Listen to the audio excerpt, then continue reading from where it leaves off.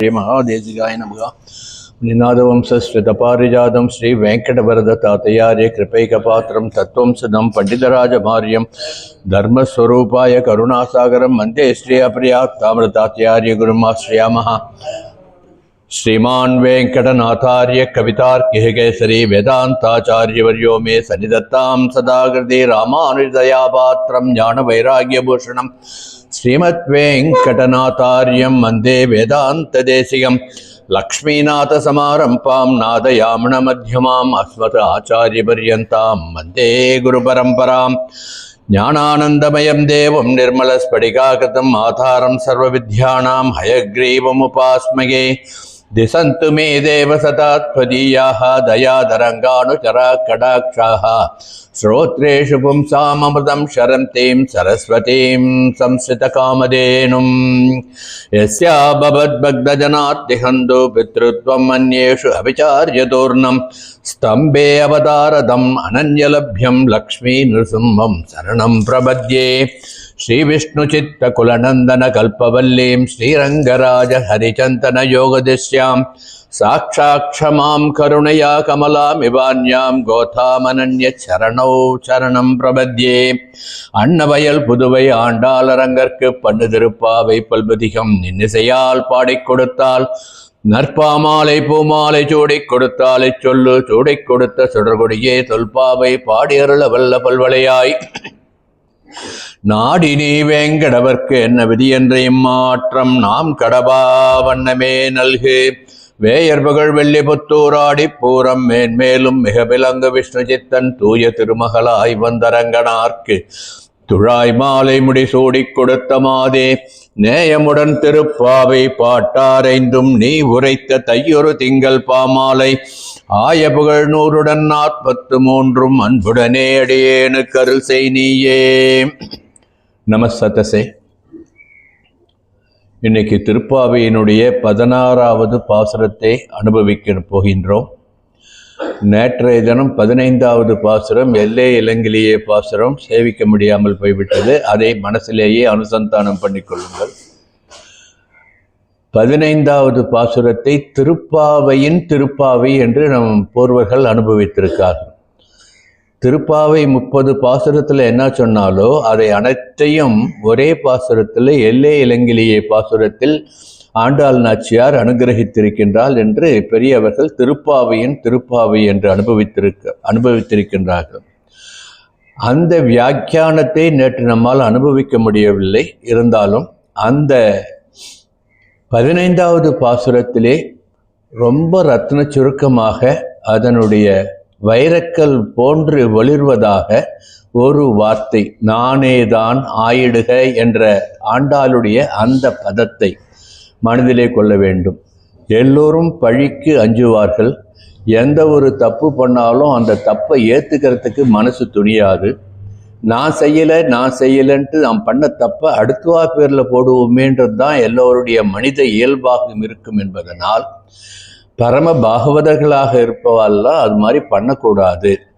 தப்பு பண்ணால் அது தப்பு என்று உணர்ந்து எம்பெருமானிடம் சரணாகதி பண்ணி தப்பு பண்ணது அனைத்தும் நானே தான் என்று ஏற்றுக்கொள்ள வேண்டும்.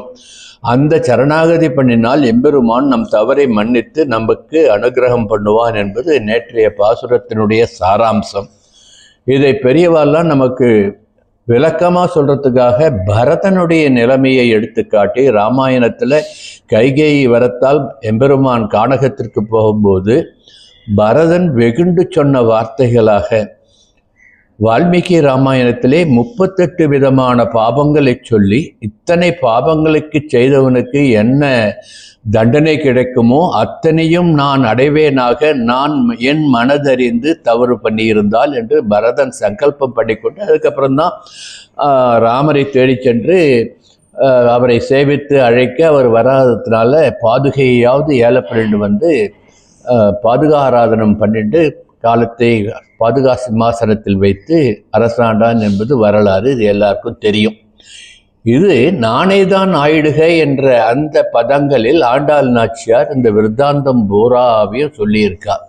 அதை அனுபவிக்கிறதுக்கு ரொம்ப அற்புதமாக அனுபவிச்சிருக்கலாம். நேற்றைய காலம் இருந்ததுன்னா நேற்றைய காலம் இல்லை, இருந்தாலும் அதை மனசில் வச்சுக்கோங்க. மற்றவாளுடைய நம் ஆச்சாரியர்களோ அல்லது பரம பாகவதர்களோ நம்மை ஒரு வார்த்தை கடிந்து சொல்லிவிட்டால் கூட திருப்பி அவர்களை கடிந்து கொள்ளாமல் ஏற்றுக்கொள்ள வேண்டும் என்ற மனப்பக்குவத்தை நமக்கு கொடுப்பதுதான் திருப்பாவை நமக்கு எடுத்து காட்டுகின்ற ஒரு வழி. நானே தான் ஆயிடுக. இது கந்தாடை லக்ஷ்மணாச்சார சுவாமியுடைய விருத்தாந்தத்தையும் எடுத்து பெரியவா சொல்லுவார். நம்பில்லையிட்ட அவர் எப்படி அபச்சாரப்பட்டார், பிறகு நம்பில்லையிடம் எப்படி சமாபனம் பண்ணி கொண்டார், நம்பில்லை இவரிடம் எப்படி சமாபனம் பண்ணி கொண்டார் பிரதியாக என்று பெரியவர்கள் நமக்கு காட்டியிருப்பார்கள். இதெல்லாம் ஓரளவுக்கு கோடிட்டு தான் இன்னைக்கு காட்ட முடியும். ஏன்னா இன்னைய பாசுரத்தினுடைய விசேஷத்தை நாம் அனுபவிக்கிறதுக்கு நாழி வேணும். ஆகையினால இதெல்லாம் மனசில் வச்சுட்டு இப்போ இன்னைக்கு பாசுரத்துக்கு போவோம். வழக்கம் போல திருப்பாவையினுடைய பாசுரார்த்தம் நாம் அனுபவிப்பதற்கு முதல்ல சுவாமி நிகமாந்த மகாதேசிகன் நமக்கு அனுகிரகம் பண்ணி கொடுத்திருக்கின்ற கோதாஸ்துதியிலேருந்து 16வது ஸ்லோகத்தை அனுசந்தானம் பண்ணிட்டு தொடர்ந்து திருப்பாவையினுடைய பாசுர விசேஷங்களை நாம் அனுபவிப்போம்.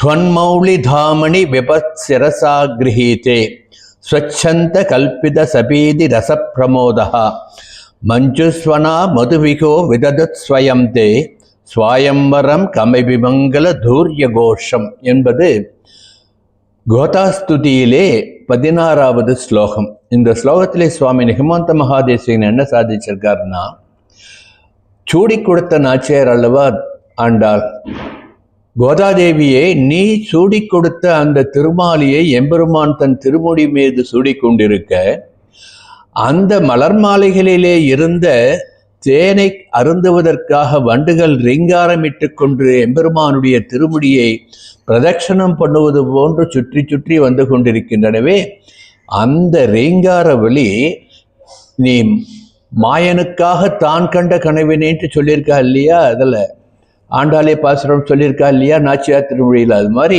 எம்பெருமானை அடைவதற்கு நீ பண்ணுகின்ற ஸ்வயம்வரத்திற்கு அவைகள் கோஷம் எழுப்புவது போல் இருக்கின்றதே என்று சுவாமி நிகமாந்த மகாதேசிகன் அனுபவிச்சிருக்கார். இது அவருடைய அனுபவம். இந்த அனுபவத்தை நாம் மனசில் கொண்டு இன்னைக்கு பாசுரமாகிய 16வது திருப்பாவை பாசுரத்தை நாம் அனுசந்தானம் பண்ணுவோம். 16வது பாசுரம், நாயகனாய் நின்ற நந்தகோபனுடைய கோயில் காப்பானே, கொடி தோன்றும் தோரண வாசல் காப்பானே, மணிக்கதவம் தாழ்திறவாய் ஆய சிறுமியர் எமக்கு அரைபறை மாயன் மணிவண்ணன் நென்னலேவாய் நேர்ந்தான், தூயோமாய் வந்தோம் துயிலிழப்பாடுவான் வாயால் முன்னம் மாற்றாதே, அம்மா நீ நேய நிலைக்கதவம் நீக்கேலோர் எம்பாவாய் என்பது இன்றைய பாசுரம். இன்றைய பாசுரத்தினுடைய விளக்கங்களை நாம் அனுபவிப்பதற்கு முன் இந்த திருக்கோவிலின் உள்ளே நாம் நுழைகின்ற பொழுது அந்த நந்தகோபன் திருமாளிகையை எப்படி அம்மங்க அழகாக போட்டு காமிச்சிருக்கான்னு கோலத்தை பார்த்துட்டே ரசிச்சுட்டே உள்ளே வந்திருப்பீங்க. அதையும் மனசில் வச்சுட்டு தயார்படுத்திக்கோங்க. இந்த பாசுரத்தினுடைய சுவாபதேசம் உள்ளுரை பொருள் அனுபவிக்கின்ற பொழுது எம்பெருமானுடைய திருக்கோவிலுக்கு நாம் வந்து சேவிக்கின்ற பொழுது எப்படி சேவிக்க வேண்டும் என்பதையும் ஆண்டாள் இந்த பாசுரத்திலே சொல்லியிருக்காள். அதையும் பின்னால் அனுபவிப்போம். இப்பொழுது அதற்கு நம்மை தயார்படுத்திக் கொள்வதற்காக இந்த நாயகனாய் நின்ற நந்தகோபனுடைய திருக்கோவில் எப்படி இருக்கும், அவனுடைய திருமாமணி மண்டபம் எப்படி இருக்கும் என்பதை மனதில் உணர்ந்ததை கோலமாக போட்டு காட்டியிருக்கின்றார்.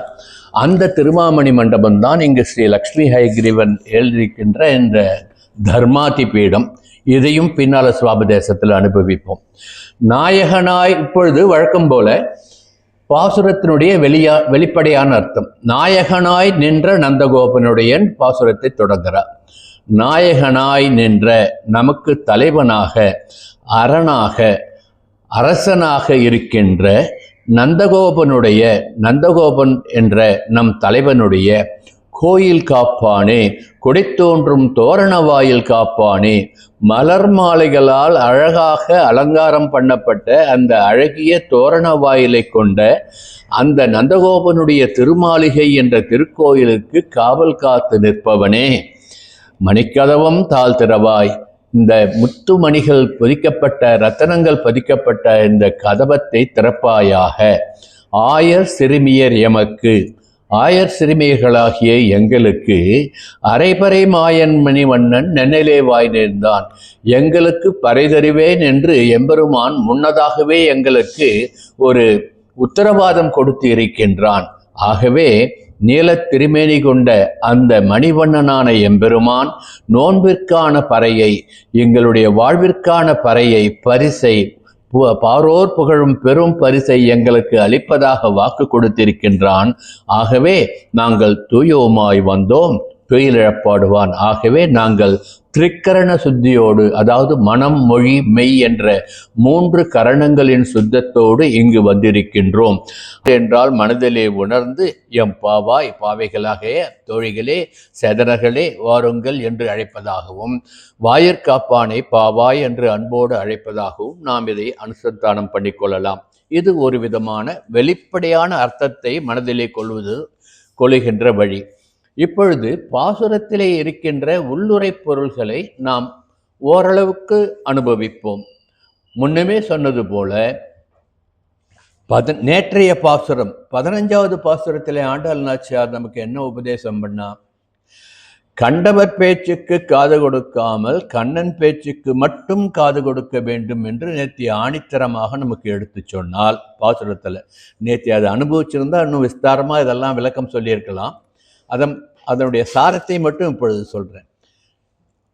யாரோ என்னென்னமோ பேசுகிறா, எவ்வளவோ சொல்கிறா, அதுக்கெல்லாம் காது கொடுக்காதீர்கள். நம் காது படைத்ததனுடைய பயன் குலசேகர ஆழ்வார் அனுபவித்தது போன்று காதினுடைய பயன் எம்பெருமானுடைய திருப்பெயர்களை, திருநாமங்களை கேட்டுப்பதற்காகத்தான் என்று எடுத்துக்கொண்டு கண்டவர் பேச்சுக்கு காது கொடுக்காமல் கண்ணன் பேச்சுக்கு காது கொடுக்க வேண்டும். ஆகவே மறக்காமல், மறைக்காமல், மறுக்காமல் தன் தவறை உணர்பவன்தான் உண்மையான பக்தன் என்பதை நானேதான் ஆயிடுக என்ற அந்த பதங்களின் மூலம் ஆண்டாள் நாச்சியார் எடுத்து சொன்னாள் என்பதை இன்று இந்த ஆரம்பத்திலேயே உங்களிடம் எடுத்து சொன்னதை நினைவிலே கொள்ளுங்கள். ஆகவே அதைத் தொடர்ந்து அத்தகைய மன உணர்வோடு நானேதான் ஆயிடுக என்று அந்த மனப்பக்குவத்தோடு செய்த தவறை உணர்ந்து எம்பெருமானிடம் சரணாகதி பண்ணுவோம் என்ற நம் மனத்தை பக்குவப்படுத்தினால் அல்லவா, அந்த உணர்வோடே இன்றைய பாசுரத்தை நாம் அனுபவிக்க வேண்டும். ஏற்கனவே ஒவ்வொரு பாசுரம் அனுபவிக்கும் பொழுது சொல்லுவது போல ஒவ்வொரு பாசுரமும் ஒன்றுக்கு ஒன்று தொடர்புடையதாகத்தான், ஒரு சங்கிலி போலத்தான், மணிமாலையை போன்றுத்தான் ஆண்டாள் நாச்சியார் நமக்கு கொடுத்திருக்கா. முதல் பாசுரத்தில் என்ன சொன்னாலோ அதனுடைய விளக்கம் அடுத்த பாசுரத்தில், அந்த பாசுரத்தினுடைய விளக்கம் அதுக்கு அடுத்த பாசுரத்துலன்ட்டு, அப்புறம் அதுக்கு அடுத்த பாசுரத்தில் முதல்ல சொன்ன அத்தனை பாசுரத்தினுடைய சாரமும் சேர்த்து என்று ஒரு சாகரம் போன்று நமக்கு ஆண்டாள் நாச்சியார் அனுகிரகம் பண்ணி கொடுத்திருக்கின்றால் அந்த வகையிலே நாம் அனுபவிப்போம். இப்படி அனுபவிக்கும் பொழுது, கீழ்ப்பாசுரத்தை அனுபவிக்கும் பொழுது பிரமாணம் என்றால் என்ன, பிரமேயம் என்றால் என்ன என்றெல்லாம் அனுபவித்தோம். அதையும் கொஞ்சம் மனசில் நாம் எடுத்துக்கொள்ளணும். பிரமாணம், பிரமேயம், பிரமாதா. பிரமாணம் என்றால் சான்று, இதுதான், இதை கொண்டு எதை அறிய வேண்டும்? பிரமேயம், புருஷார்த்தத்தை அறிய வேண்டும். அதுக்கு யார் அறிய வேண்டும், அதை யார் சொல்லுவார்கள்? அதுதான் பிரமாதா. பிரமாதா என்பதை ஒன்று ஆச்சாரியன் நமக்கு உபதேசம் பண்ணுவதால் பிரமாதா ஆச்சாரியனாக எடுத்துக்கொள்ள வேண்டும். அந்த ஆச்சாரிய உபதேசத்தை நாம் கிரகித்துக் கொள்வதனால் நாமும் ஒரு வகையில் பிரமாதா ஆகி விடுகின்றோம் என்றும் அனுபவிக்க வேண்டும். ஆக இந்த பிரமாணம் என்றால் என்ன? பிரமா கரணம் பிரமாணம் என்றபடி, பிரமா என்றால் புத்தி, கரணம் என்றால் நாம் செய்கின்ற கருவி. ஆகவே பிரமாகரணம் என்பது புத்தியை கொண்டு நாம் என்ன அறிந்து கொள்கின்றோம், அதுதான் பிரமாணம். இதை தமிழில் சான்று என்று சொல்லுவார்கள். ஏதாவது நீ சொல்கிறதுக்கு சாதாரணமாக வாய் வழக்காக கேட்குறோம் இல்லையா, ஏதாவது ஒரு கருத்து சொன்னால் இதுக்கு என்ன பிரமாணம்ட்டு கேட்குறோம் இல்லையா, அப்படின்னா பிரமாணம்னா இதுக்கு தகுந்த சான்று இருக்கின்றதா, இது இப்போ இல்லை நீ வாய் வார்த்தையாக சொல்கின்றாயா என்று கேட்பது போன்று பிரமாணம் என்றால் என்ன என்பதை முதல்லேயே நமக்கு ஆண்டாள் நாச்சியார் எடுத்து சொல்லி இருக்கின்றால் அதையும் மனதிலே வைத்துக் கொள்ளுங்கள். ஆகவே இந்த பாசுரத்திலே ஆண்டாள் நாச்சியார் பிரமாணம் என்று எதை சொல்லுகின்றாள் என்றால், ஞானத்தினுடைய ஊற்று, ஞானம் பெறப்படுகின்ற இடம் அல்லது ஞானத்தை தருகின்ற விஷயங்கள், இதுதான் பிரமாணம். இந்த பிரமாணம் நமக்கு எப்படி கிடைக்கும்? ஆழ்வார்களுடைய அருளி செயல்கள் மூலம் கிடைக்கும், புராண இதிகாசங்கள் மூலம் கிடைக்கும், வேதங்கள் ஸ்மிருதிகள் போன்றவற்றிலிருந்து கிடைக்கும். பகவத்கீதை இதைத்தான் நமக்கு சொல்லுகின்றது எம்பெருமான் திருவாக்காக. பகவத்கீதையிலே பிரமாணம் என்றால் என்ன என்று சொன்னான் கிருஷ்ணன்? தஸ்மாத் சாஸ்திரம் பிரமாணந்தே காரிய விவஸ்திதோ என்று சொன்னார். அதாவது சாஸ்திரங்கள் தான் நமக்கு பிரமாணம். சாஸ்திரம்னா இங்க வேதங்கள். வேதங்கள் என்ன வழி வகுத்து சொல்லுகின்றனவோ, வேதங்களிலே என்ன உட்பொருள்கள் சொல்லி கொடுத்திருக்கின்றார்களோ அதுதான் நம் வாழ்க்கைக்கு பிரமாணம், சாட்சியங்களாக இருக்க வேண்டும். அதன் வழிதான் நடக்க வேண்டும் என்பதை எடுத்துணர்த்துவதுதான் இந்த பாசுரத்திலே ஆண்டாள் நாச்சியார் நமக்கு காட்டுகின்ற ஒரு வழி என்று அனுபவிப்போம். பிரமாணம் என்றால் என்ன என்று ஓரளவுக்கு பார்த்தோம். அடுத்து பிரமேயம். பிரமேயம் என்றால் அந்த எந்த பிரமாணத்தை நாம் ஏற்றுக்கொண்டோமோ அந்த பிரமாணத்தை கொண்டு அறியும் வழியை அறிதல். அறியும் வழியை அறிதல் என்பது தமிழிலே உபாயம் என்று சொல்லலாம். எப்படி நாம் பெருமாளை அணுக வேண்டும், எப்படி நாம் பெருமாளை ஆசிரியக்க வேண்டும் என்பதை சொல்லுவதுதான் பிரமேயம். அந்த பிரமேயத்தை யார் எடுத்து சொல்லுகின்றார்களோ, இந்த வழியை யார் நமக்கு எடுத்து காட்டுகின்றார்களோ அவர்கள் பிரமாதா, அதாவது ஆச்சாரிய புருஷர்கள். இந்த 3 தத்துவத்தை மனசிலே வச்சு கொண்டு இப்பொழுது இந்த பாசுரத்தினுடைய சுவாபதேசம் என்று சொல்ற உள்ளுரை பொருளை அனுபவிப்போம். பிரமேயம்னா யாரு? புருஷார்த்தம். அந்த புருஷார்த்தம் யாரு? நாராயணனே நமக்கே பறை தருவான் என்று சொல்லி முதல் 5 பாசுரங்களிலே எம்பெருமானுடைய பல ஸ்வரூபங்களை எடுத்து காட்டி நாராயணனே என்று ஏகாரம் போட்டு சொன்னால் அல்லவா ஏகாரச்சி மாட்டி. ஏகாரச்சி மாட்டின்றது நான் சொல்ற வார்த்தை கிடையாது, திருக்குடந்தை ஆண்டவன் பிரசாதித்தார். அவர் ஆண்டாளை ஏகாரச்சி மாட்டி என்று தான் சொல்லுவார். இப்போ திருப்பாவியை நீங்கள் அப்படியே 30 பாசுரங்களையும் எடுத்து பாருங்க, எந்தெந்த இடத்துல ஏகாரம் சேர்த்திருக்கான்றதை பார்த்தீங்கன்னா ஒரு விஷயத்தை அழுத்தம் திருத்தமா யாராலும் மறுக்க முடியாதபடி சொல்ற இடத்தெல்லாம் ஏகாரம் சேர்த்திருப்பா. நாராயணனே நமக்கே என்று முதல் பாசுரத்தில் ஆரம்பிச்சா இல்லையா, அதை நினைத்து கொள்ளுங்கள். முதல் 5 பாசுரங்களிலுடைய அந்த நாராயணனுடைய ஸ்வரூப லட்சணங்களை, அவன் எந்தெந்த ரூபங்களிலே நமக்கு அனுகிரகம் பண்ணினான், கிருஷ்ணனுடைய பாலலீலைகள் எப்படியெல்லாம் இருந்தது என்று நமக்கு எடுத்துக்காட்டி, அடுத்து 2:5 அதாவது 6 முதல் 15 வரையில் உள்ள பாசுரங்களை 10 பாசுரங்களில் 10 தோழியரை எழுப்புவது போன்று 10 ஆழ்வார்களை எழுப்பி அவர்களை தனக்கு ஆச்சாரியர்களாக வரித்து கொண்டு நோன்பு நோக்க வழிகாட்டும்படி அழைத்து சென்றாள் என்று கீழ்ப்பாசுரங்களிலே அனுபவித்ததை நாம் இங்கு நினைக்க வேண்டும். ஆகவே அந்த கீழ்ப்பாசுரங்கள் அனைத்திலும் சொல்லப்பட்ட அந்த பிரமேயம் என்ற புருஷார்த்தம் யார் என்றால் பரம், வியூகம், விபவம், அந்தர்யாமி, அர்ச்சை என்று 5 நிலைகளிலே எம்பெருமான் எழுந்திருக்கின்றார் அல்லவா, அந்த 5 நிலையையும் நாம் உணர்வதுதான் பிரமேயம். அந்த பிரமேயத்தை உணர்வதற்கு நமக்கு பிரமாணம் எது என்றால் சாஸ்திரம். இதைத்தான் பகவான் நமக்கு எடுத்து காட்டியிருக்கின்றான். அந்த சாஸ்திரத்தினுடைய சாரமாகத்தான் வேதம் அனைத்துக்கும் வித்தாக இந்த கோதை தமிழ் நமக்கு கொடுத்திருக்கின்றாள் என்று அனுபவிக்க வேண்டும். ஆகவே பிரமாதா ஆகிய நாம், பிரமாதா ஆகிய நம் ஆச்சாரியர்கள் மூலம் வேதத்தினுடைய சொரூபமாக நமக்கு எடுத்து காட்டப்படுகின்ற அந்த பிரமேயம் என்ற புருஷார்த்தமாகிய எம்பெருமானை அனுபவிக்க வேண்டும் என்பதுதான் இந்த பாசுரத்திலே ஆண்டாள் நாச்சியார் சாரமாக நமக்கு உபதேசம் பண்ணியிருக்கின்ற உட்பொருள் என்று அனுபவிக்க வேண்டும். ஆகவே எம்பெருமானை நாம் தெரிந்து கொள்ள வேண்டும் என்றால் மந்திரம், பரதேவதா நிர்ணயம், ஆச்சாரியன், இந்த 3 விஷயங்களிலே பரிபூர்ண நம்பிக்கை இருக்க வேண்டும். இந்த ஆச்சாரியன்கிட்ட போனால் நமக்கு நல்லது கிடைக்குமா, அந்த ஆச்சாரியன்கிட்ட போனால் நல்லது கிடைக்குமா என்று அலைபாயக்கூடாது. எந்த ஆச்சாரியனை நாம் மனதால் ஏற்றுக்கொண்டோமோ, யாரை பார்த்தவுடன் நம் மனம் உருகுகின்றதோ, இந்த ஆச்சாரியனால் நமக்கு அனுகிரகம் கிடைக்கும் என்று நம் எந்த ஆச்சாரியனை பார்த்தால் நம் மனம் உள்மனம் சொல்லுகின்றதோ அந்த ஆச்சாரியனை அணுகி இந்த சுவாபதேசம் அனுபவிக்க வேண்டும், எம்பெருமானுடைய நிலைகளை அறிய வேண்டும், எம்பெருமானுடைய தத்துவங்களை அறிய வேண்டும் என்பதுதான் நம் சனாதன தர்மம் நமக்கு காட்டி கொடுக்கின்ற வழி. அதனால்தான் ஏற்கனவே கீழ்ப்பாசுரம் சொல்லும் பொழுது விளக்கங்கள்லாம் சொல்லும் பொழுது திருமூலருடைய ஒரு செய்யுளை உங்களுக்கு எடுத்துக்காட்டி சொன்னேன். ஞாபகம் இருக்கான்னு ஞாபகப்படுத்தி பாருங்க. குருட்டை நீக்கும் குருவை கொள்ளார், குருட்டை நீக்கா குருவை கொள்வார். குருட்டும் குருட்டும் குருட்டாட்டமாடி குருட்டில் விழுந்த நிவேட்டு திருமூலர் சொன்னார் அல்லவா.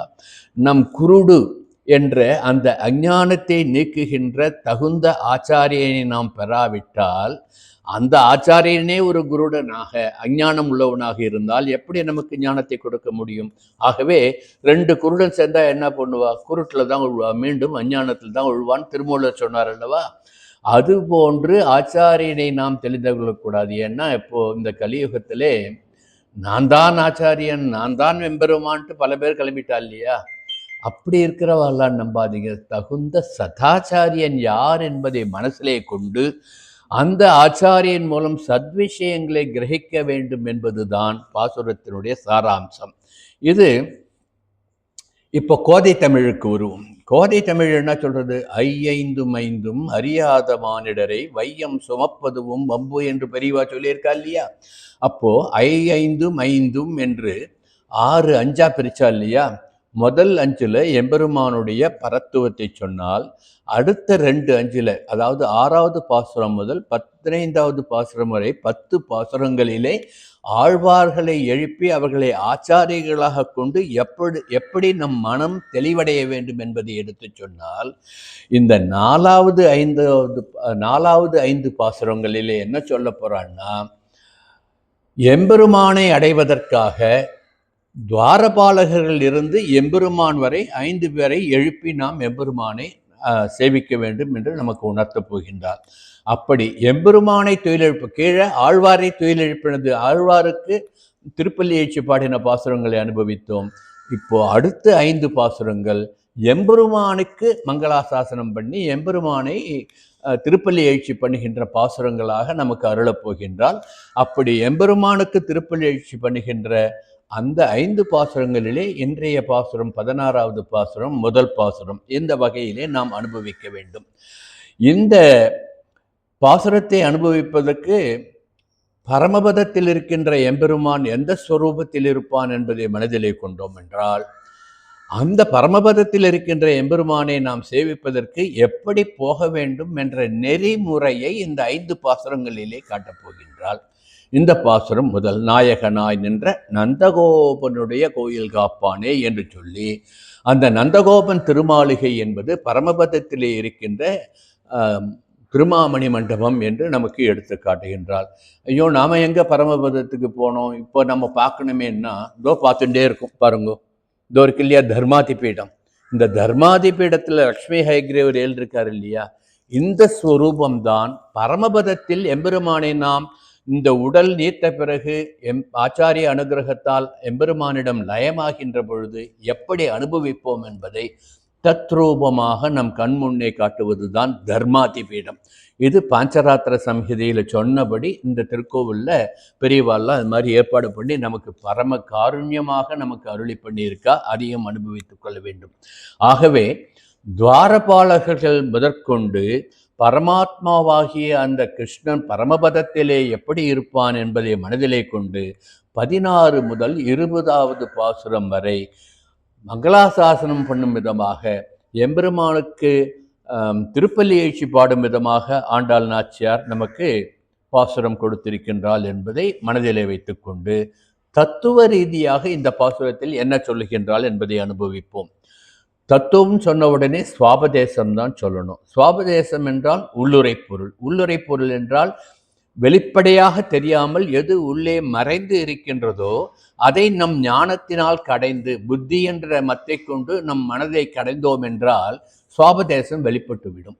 அதைத்தான் கீழ்ப்பாசுரத்திலே நாம் அனுபவித்தோம்.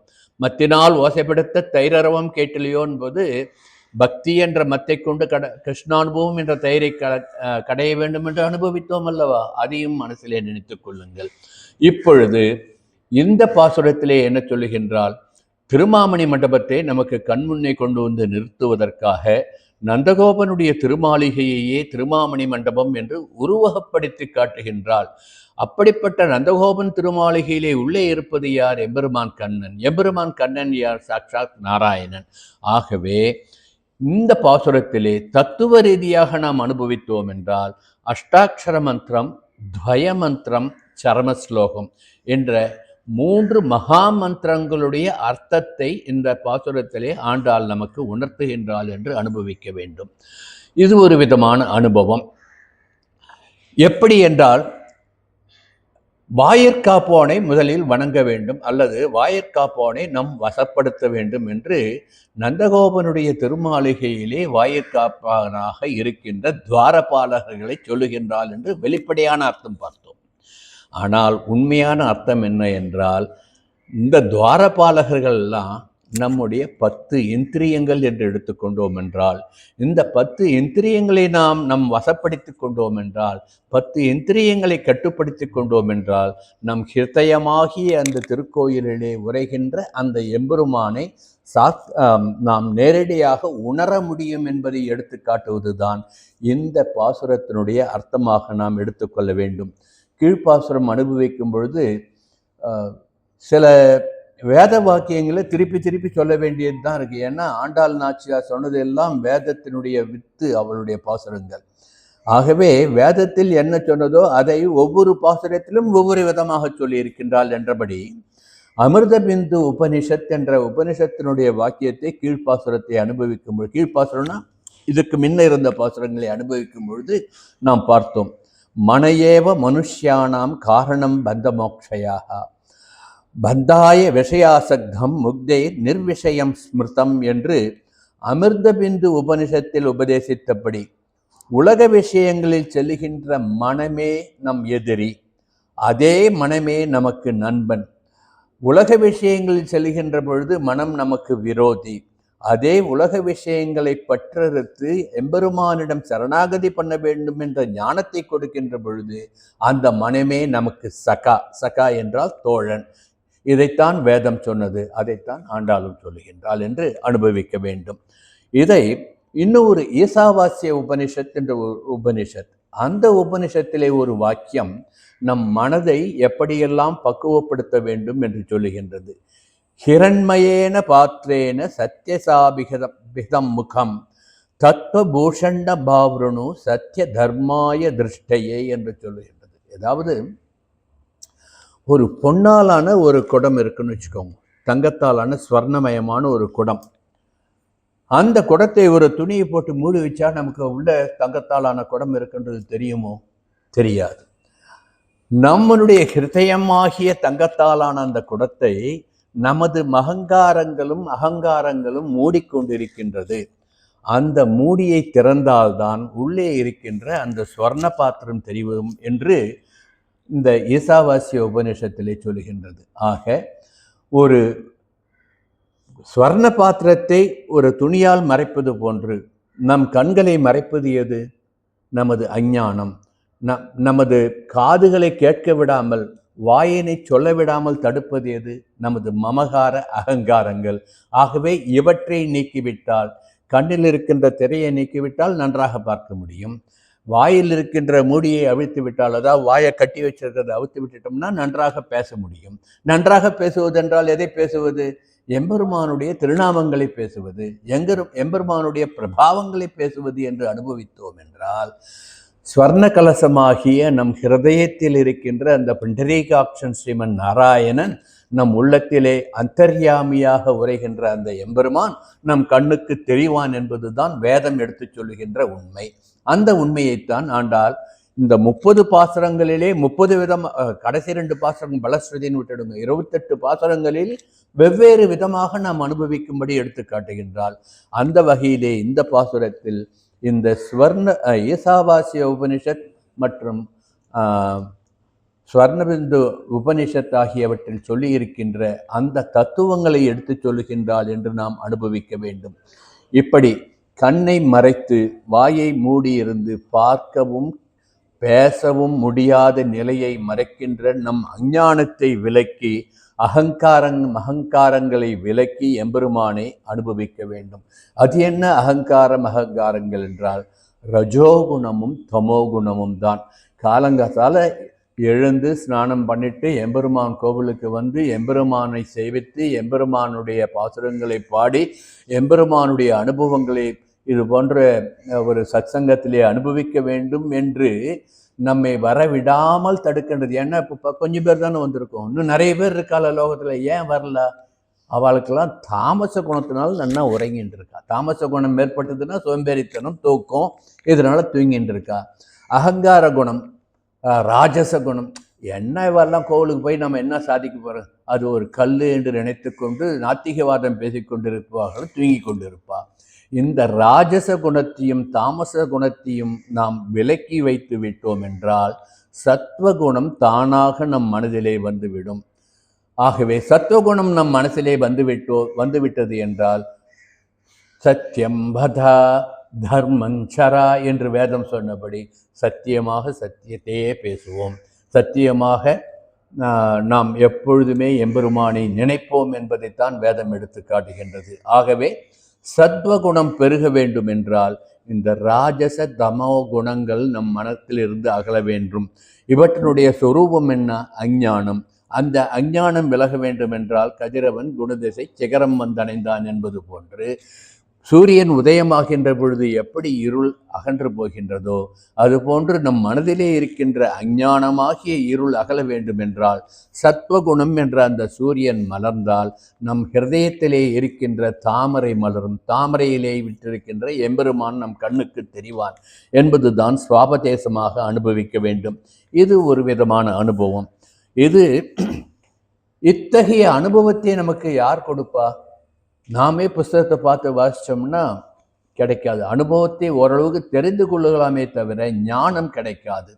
ஞானத்தை நாம் பெற வேண்டும் என்றால் தகுந்த ஆச்சாரியன் நமக்கு உபதேசம் பண்ணதை வைத்துக்கொண்டு நாம் வாசித்ததை நினைத்து பார்த்தால் நல்ல ஞானம் உருவாகும் என்பதுதான் மணிக்கதவம் தாழ்திறவாய் என்ற இந்த பாசுர வரிகளிலே ஆண்டாள் நாச்சியார் நமக்கு சொல்லி, மணிக்கதவம் என்று சொன்னது இந்த வாயிற்கதவுகளை அல்ல, உன் மனக்கதவம் தாழ்திறவாய் என்று நமக்கு சொல்லுகின்றால், உன் மனமாகிய அந்த ஹிருதயத்தினுடைய கதவை நீ திறந்து வைத்தால் எம்பெருமான் உள்ளே வந்து குடியிருப்பான் என்பதுதான் சுவாபதேசம். ஜன்னலை திற காற்று வரட்டும் யாரோ சொல்றாள்ல, அது மாதிரி. காற்றுனா என்ன காற்று வரணும்? சத்வகுணம் என்ற காற்று வரணும். ஆகவே மணிக்கதவம் தாழ்திறவாய், உன் மனக்கதவம் தாழ்திறவாய் என்று நாம் அனுபவிக்க வேண்டும்.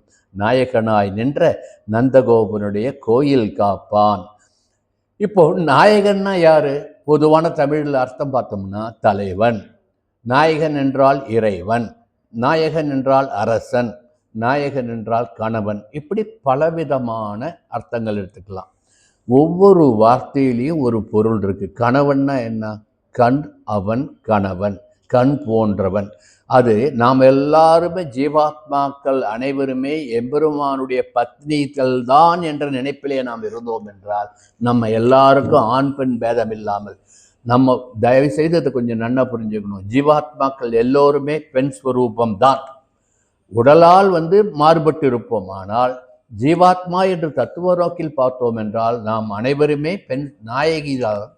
அந்த நாயகிகள் பார்ப்பது யாரை என்றால் நாயகனாகிய எம்பெருமான். அவன்தான் புருஷோத்தமன், புருஷ உத்தமன் என்று அனுபவிக்க வேண்டும். அந்த வகையிலே நாயகன் என்ற சொல்லுக்கு பலவிதமான பொருள் இருந்தாலும் இங்கு நாயகன் என்று சொல்லுவது நந்தகோபனை.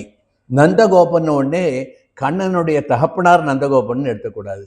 நந்த குலத்தினுடைய தலைவனாகிய அந்த கிருஷ்ணனை என்று எடுத்துக்கொண்டு, அந்த கிருஷ்ணன் யாரு?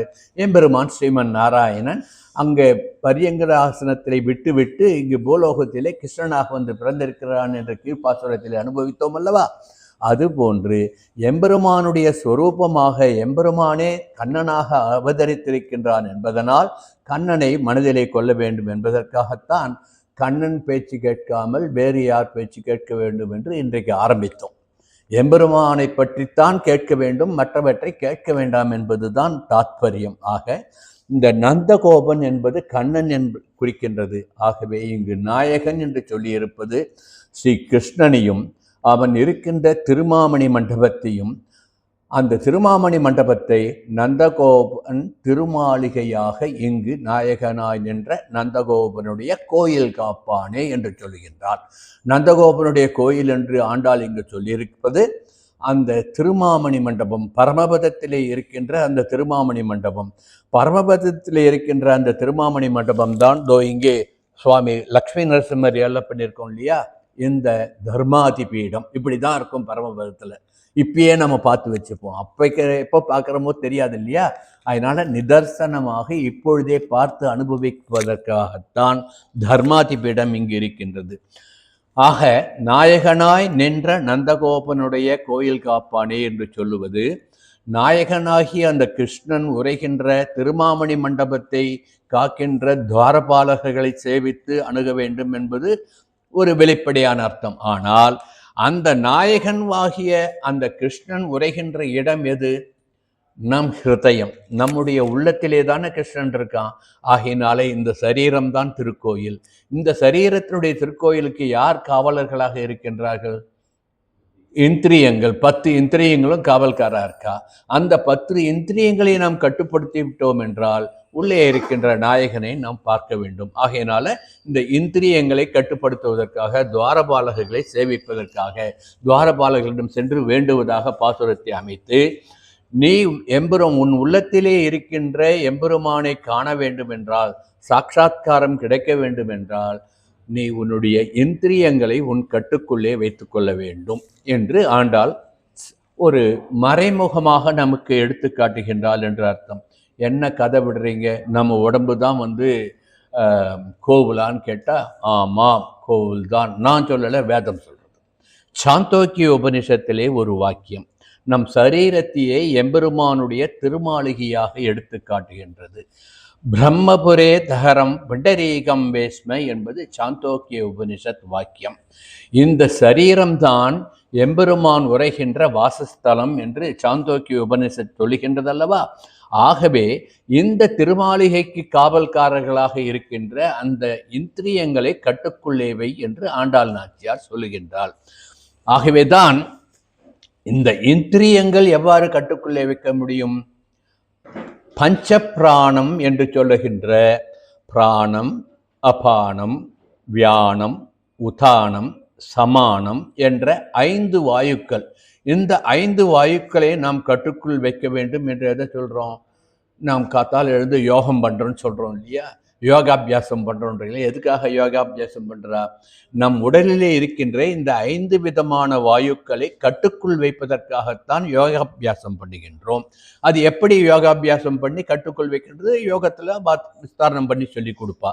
இது நாம் இப்போ நினச்சிக்க வேண்டியது, இந்த 5 வாயுக்கள் நம்மை கட்டுப்படுத்துகின்றன. இதில் ஒரு வாயு அதிகமானாலோ இல்லை ஒவ்வொரு வாயுக்கும் சமநிலை பாதிக்கப்பட்டாலோ உடம்பு கெட்டு போயிடும்.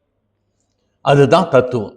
ஆக இந்த 5 வாயுக்களும் ஒன்றோடு ஒன்று அது எந்தெந்த அளவீடில் இருக்க வேண்டுமோ அந்த அளவீடிலே இருக்க வேண்டும். ஆங்கிலத்தில் சொன்னால் ரேஷியோ, ப்ரொபோர்ஷனல் ரேஷியோவில் இருக்கணும். அது ஒன்று ஏறி ஒன்று இறங்கிட்டுனா உடம்பு கெட்டு போச்சுன்னு அர்த்தம். டாக்டரை பார்த்துட்டு போயிட்டே இருக்க வேண்டியது தான் அர்த்தம். ஆகவே தான் இந்த பஞ்ச பிராணம் என்று சொல்லுகின்ற பிராணம், அபானம், வியானம், உதானம், சமானம் என்ற 5 வாயுக்களை நல்ல நிலையில் வைத்திருக்க வேண்டும். தஸ்ய ஹவா ஏதஸ்ய ஹிருதயஸ்ய பஞ்சதேவாசுஷயா என்று சொல்லுகின்றது வேதம். இந்த வாக்கியத்தில் என்ன சொல்றதுன்னா, இதுவும் சாந்தோக்கிய உபனிஷத் வாக்கியம்தான்.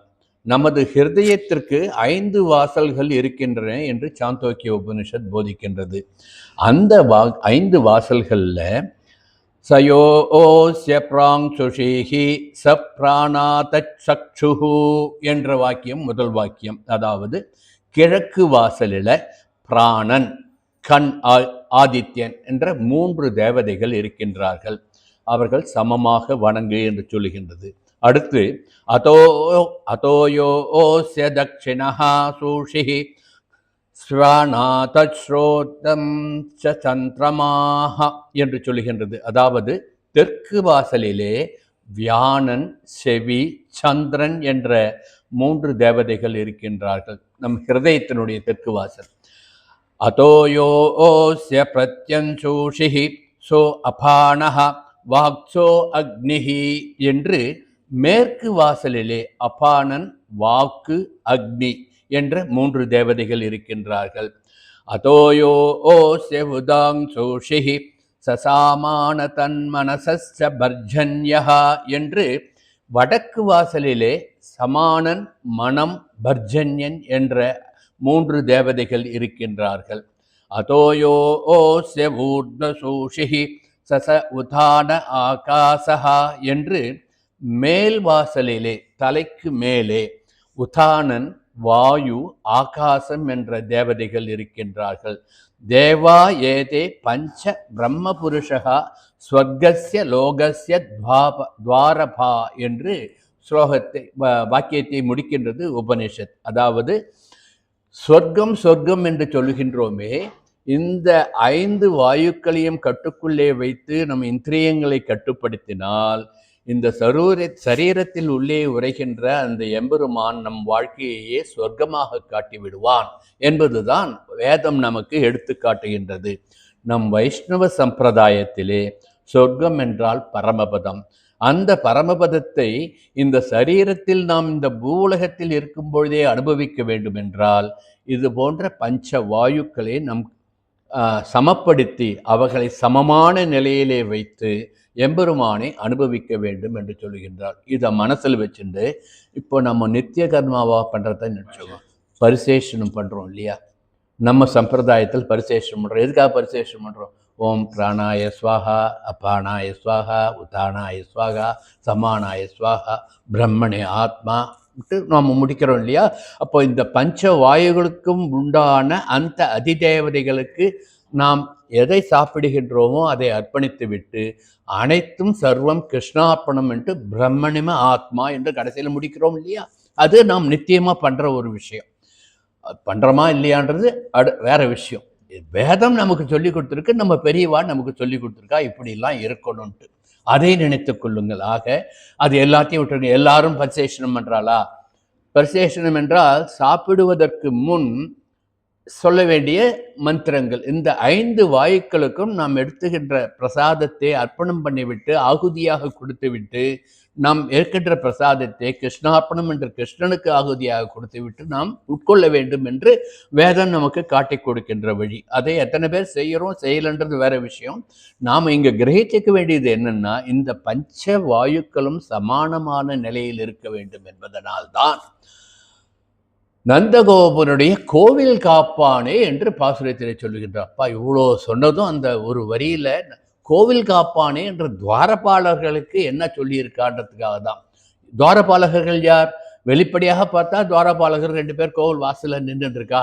ஒருத்தர் இப்படி கையை காட்டுறாரு, ஒருத்தர் இப்படி கையை காட்டுறாரு. அதுக்கும் விளக்கம் சொல்றேன். ஒரு விரல ஒருத்தர் காட்டுவார், கையை விரிச்சு ஒருத்தர் காட்டுவார். ஆனா இங்க நம்ம கோவில்ல ரெண்டு பேருமே விரல காட்டுற மாதிரி இருக்கு.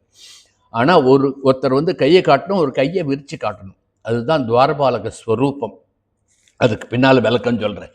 இப்படி சாந்தோக்கிய உபனிஷத்திலே என்ன சொல்லப்பட்டதோ அதைத்தான் நாயகனாய் நின்ற நந்தகோபனுடைய கோயில் காப்பானை என்று அள்ளி நம் ஹிருதயம் என்ற நம் உள்ளத்திலே பகவானை தியானம் பண்ணி நம் உடலையே நம் ஹிருதயத்தையே பகவான் உரைகின்ற வாசஸ்தலமாக நந்தகோபனுடைய திருமாளியாக அந்த மகா மண்டபமாக நாம் நினைத்து கொண்டோம் என்றால் இதை காவல் புரிகின்ற துவாரபாலகர்கள் 5 விதமான வாயுக்கள் 5 வாசல்களிலே நம் ஹிருதயத்திலே இருக்கின்ற 5 வாசல்களை காப்பாற்றுகின்றார்கள். அவர்களை மனதில் நினைத்துக் கொண்டு இந்த 5 பஞ்ச வாயுக்களையும் சமமான நிலையில் வைத்துக் கொள்ள வேண்டும். இந்த 5 வாயுக்களையும் நாம் சமமான நிலையில் வைக்க வேண்டும் என்றால் தச இந்திரியங்கள் 10 இந்திரியங்களையும் நாம் கட்டுக்குள்ளே வைத்திருக்க வேண்டும். இந்திரியங்கள் கட்டுப்பாட்டில் இருந்தால் எம்பெருமான் நம் உள்ளத்திலே குடிபுகுந்து விடுவான் என்பதுதான் சாராம்சம். இதுதான் உபனிஷத் சொன்னது. அந்த உபனிஷத் விளக்கி சொன்னதை ஒரே வரியிலே ஆண்டாள் நாச்சியார் நந்தகோபனுடைய கோவில் காப்பானே என்று நமக்கு கொடுத்திருக்கின்றாள் என்று நாம் அனுபவிக்க வேண்டும். அப்போ துவாரபாலகர்கள் என்ற உடனே நம்ம தினமும் கோவிலுக்கு வரோம் இல்லையா? இங்க எத்தனை பேர் இந்த துவாரபாலகர்களை சேவித்து விட்டு உள்ளே இருக்கின்ற பெருமானை சேவிக்கின்றோம்?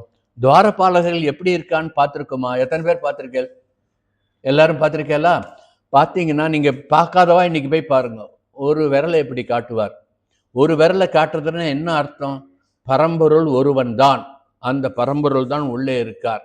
இன்னொரு துவாரபாலகர் இப்படி கையை காட்டணும். இப்படி கையில்னா வேறு பர தெய்வம் கிடையாது, ஒரே தெய்வம் தான், ஸ்ரீமன் நாராயணன் தான் நமக்கு எடுத்துக்காட்ட வேண்டும். அதைத்தான் வேதம் என்ன சொன்னது? ஏகமேவ அத்விதீயம் பிரம்மஹா, பிரம்மம் ஒருவனே, அந்த பிரம்மம் தான் நாராயணனே நமக்கே பறை தருவான் என்று ஆண்டாள் நாச்சியார் எடுத்து காட்டினாள் என்று அனுபவிக்க வேண்டும். இப்படி கோயில் காப்பான் என்று துவாரபாலகர்களை சொன்னது வேற விதமாக அனுபவிப்பு. ஓம் நமோ நாராயணாயா என்ற மூல மந்திரமான அஷ்டாட்சர மந்திரத்தை குறிக்கின்றது என்றும் அனுபவிக்கலாம். நாராயணனே பரம்பொருள் என்ற அந்த ஏக தத்துவத்தை உணர்த்துவதுதான் அஷ்டாட்சர ஸ்வரூபமாக எம்பெருமான் இருக்கின்றான் என்பதை உணர்த்துவதுதான் கோயில் காப்பான் என்று ஆண்டாள் சொல்லி இருக்கின்றாள் என்று நாம் அனுபவிக்கலாம். அடுத்து முதலே சொன்ன இல்லையா, 3 மகாமந்திரங்களை தான் இந்த பாசுரத்திலே சொல்லப்பட்டிருக்கின்றது. அதாவது அஷ்டாட்சரம், துவயம், சர்ம ஸ்லோகம் என்ற 3 மகாமந்திரங்களுடைய சாரம் தான் இங்கு சொல்லியிருக்கின்ற நாம் அனுபவிச்சோம் இல்லையா. அது என்னன்னா, இப்போ அஷ்டாட்சரம் ஏகமேவ அத்விதீயம் என்று பரம்பொருள் ஒருவனே நாராயணனே சொல்லிட்டீங்க, அஷ்டாட்சர ஸ்வரூபி. அப்போ துவயமந்திரத்தை எங்க சொல்லியிருக்கா ஆண்டால் நம்ம அனுபவிக்க வேண்டாமா? கொடி தோன்றும் தோரண வாசல் காப்பானே என்று சொன்னாள். கொடி என்று இங்கு ஆண்டாள் சொல்லியிருக்கிறது துவய மகாமந்திரத்தை. எம்பெருமானுடைய திருக்கோயிலிலே இருக்கின்ற அந்த கொடி, திருக்கொடியை, அந்த வாசல்களை அலங்கரிக்கின்ற அந்த மலர் மாலையை துவய மந்திரமாக உருவப்படுத்தி காட்டியிருக்கின்றாள். துவய மந்திரத்தை சபையிலே முழுமையாக சொல்லக்கூடாது, அது 2 பிரித்து சொல்லுவா. அது ஸ்ரீமன் நாராயண சரணோ சரணம் பிரபத்யே, இதோட ஒரு வாக்கியம் முடிஞ்சு போச்சு. கொஞ்சம் இடைவெளி விட்டுட்டேன், நான் சேர்த்து சொல்லலை, அதனால இப்போ நான் அபச்சாரப்படலை. 2வது வாக்கியம் என்ன? ஸ்ரீமதே நாராயணாய நமஹா. இது 2வது வாக்கியம், உத்தரபாகம். இந்த 2ஐயும் சேர்த்து நம்ம அனுசந்தானம் பண்ணுவது தான் நம் அனுஷ்டானத்துக்கான மந்திரம். இதுதான் நமக்கு பரமபதத்தை நமக்கு காட்டுகின்ற மந்திரம். பரமபதம்னா எது? அஷ்டாட்சர மந்திரம். அஷ்டாட்சர மந்திரத்தினுடைய சொரூபியாக இருக்கின்ற அந்த ஸ்ரீமன் நாராயணனை நமக்கு தெரிய வேண்டும் என்றால் துவயமகா மந்திரத்தை அனுசந்தானம் பண்ணிக்கொண்டே இருக்க வேண்டும், மனசுக்குள்ளேயே சொல்லிகிட்டே இருக்கும். அப்படி சொல்லிகிட்டே வந்தோம்னா எம்பெருமான் நமக்கு திவ்ய ஸ்வரூபமாக, ஒளி ரூபமாக, தேஜோமயமாக நம் ஹிருதயத்திலே தோன்றுவான் என்பதை உணர்த்துவதைத்தான் கொடி தோன்றும் தோரணவாசல் காப்பானே என்று துவயமகா மந்திரத்தை எடுத்து காட்டினாள் என்று அனுபவிக்க வேண்டும். இது ஒரு விதமான அனுபவிப்போம். ஆக சேர்த்தியிலே பெருமாளை அனுபவிப்பதுதான் பெருமை.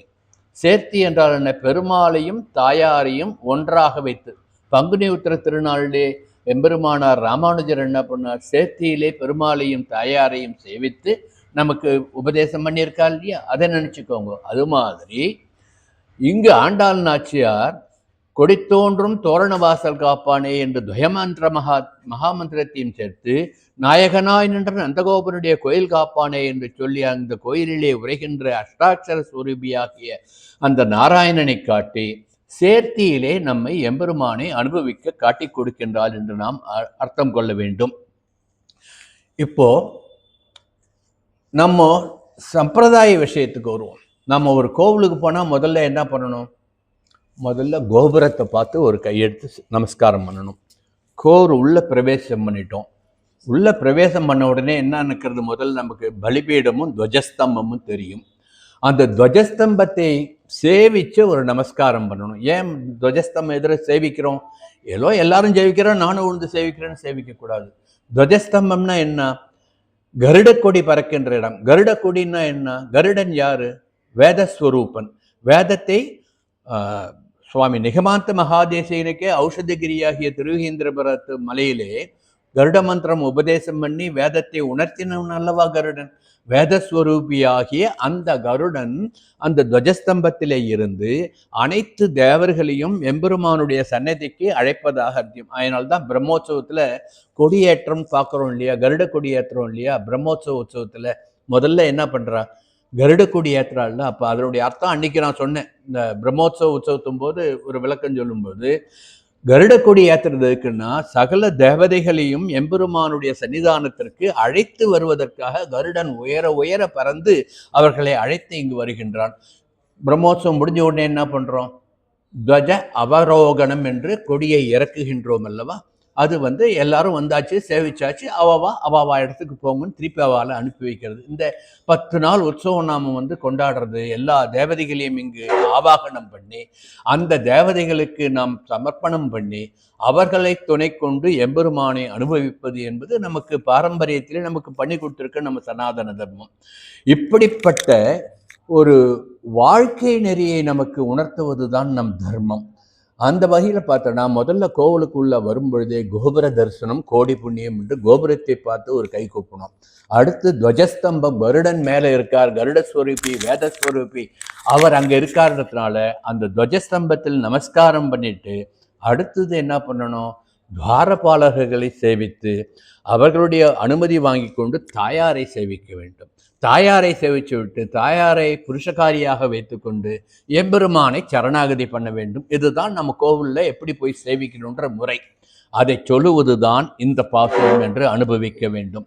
இதைத்தான் சுவாமி நிகமாந்த மகாதேசிகன் குருப்யஹா தத்குருப்யச்ச நமோவாகம் அதீமகே விரணீமகேச்ச தத்ராஜோ தம்பதி ஜெகதாம்பதி என்று ஒரு ஸ்லோகத்திலே எடுத்து காட்டுகின்றார். அதையே தமிழில் சொல்லும்போது, என்னுயிர் தந்தளித்தவரை சரணம்புக்கி யானடைவேன் அவர் குருக்கள் நிறைவணங்கி பின்னருளால் பெரும்போதூர் வல்லல் பெரிய நம்பி ஆலவந்தார் மணக்கால் நம்பி நன்னறியை அவர் குறைத்த உய்யக்கொண்டார் நாதமுனி சடகோபன் சேனைநாதன் இன்னமுத திருமுகல் என்று இவரை முன்னிட்டு எம்பெருமான் திருவடிகளை அடைகின்றேனே என்று இப்போ இருக்கின்ற பிரகதம் ஆச்சாரியன், இப்பொழுது நமக்கு யார் ஆச்சாரியனாக இருக்கின்றாரோ அந்த ஆச்சாரியன், அந்த ஆச்சாரியனுக்கு ஆச்சாரியன், அவர்களுடைய ஆச்சாரியன், இப்படி மேலே போய் கடைசியில் நாதமுனிகள் போய் அப்புறம் சேனைநாதர் வரையில் போய் அதுக்கு அடுத்தது எல்லாருக்கும் ஒரு ஆச்சாரியன் யாருன்னா லக்ஷ்மி. அந்த லக்ஷ்மிக்கும் ஆச்சாரியன் யாருன்னா எம்பெருமான்ட்டு சேவிக்கிறதா நமக்கு இந்த தமிழ் பாசுரத்திலே சுவாமி தேசிகன் எடுத்துக்காட்டினார். நாம் தினமும் ஆரம்பிக்கும் போது எப்படி ஆரம்பிக்கிறோம்? லக்ஷ்மி நாத சமாரம்பாம் நாத யாமுன மத்தியமாம்ட்டு ஆரம்பிக்கிறோம் இல்லையா? நம்ம ஆச்சாரியர்களை நினைத்து நமஸ்காரம் பண்ணுறோம். இங்கே கீழேந்து மேலே போனோம். நாம் சமஸ்கிருத ஸ்லோகத்தில் மேலேருந்து லக்ஷ்மியில் ஆரம்பித்து இப்போ இருக்கிற ஆச்சாரியர் வரையில் கீழே வரையில் நாம் சேவிக்கிறோம். இப்படி எம்பெருமானை நாம் எப்படி சேவிக்க வேண்டும் என்பதை எடுத்து காட்டுகின்றது இந்த துவாரபாலகர்களை முன்னிட்டு. விஷயத்துக்கு வந்துடுவோம். இப்போ நம்ம பாசுரத்துக்கு. நந்தகோபனுடைய கோயில் காப்பானே என்று துவாரபாலகர்களை சொல்லுகின்றார். பொதுவாக துவாரபாலகர்கள் 8 பேர். சண்ட பிரசண்ட துவாரபாலயோ நமஹா என்று பதில துவாரபாலகர்களுக்கு ஒரு நமஸ்காரம் பண்ணணும். சண்டனும் பிரசண்டனும் கிழக்கு வாசலை காப்பார்கள். இங்க பார்த்துக்கோங்க. சண்டனும் பிரசண்டனும் கிழக்கு வாசலை காப்பார்கள். தெற்கு வாசலுக்கு யார் இருப்பான்னா பத்ரன் சுபத்ரன் என்ற துவாரபாலகர்கள். ஜெய விஜயர்கள் மேற்கு வாசலை காப்பவர்கள். தாத்தா விதாத்தா வடக்கு வாசலை காப்பவர்கள். குமுதன் குமுதாக்ஷன் பொண்டரீகன் வாமனன் சங்குகர்ணன் சர்பநேத்ரன் சுமுகன் சுப்ரதிஷ்டன் ஆகியவர்கள் ஆவரணங்களிலே ஒவ்வொரு அடுக்கா இருக்கு பாருங்க. ஒவ்வொரு அடுக்களையும் துவாரபாலகர்கள் இருப்பா. இந்த யார் இருக்கான்னா குமுதன் குமுதாக்ஷன் புண்டரீகன் வாமனன் சங்குகர்ணன் சந்திரநேத்திரன் சுமுகன் சுப்ரதிஷ்டன் என்று இந்த 8 பேர் இருக்கா. இதுதான் தர்மாதி பீடம். இதெல்லாம் பரமபதத்தில் அப்படிதான் இருப்பா.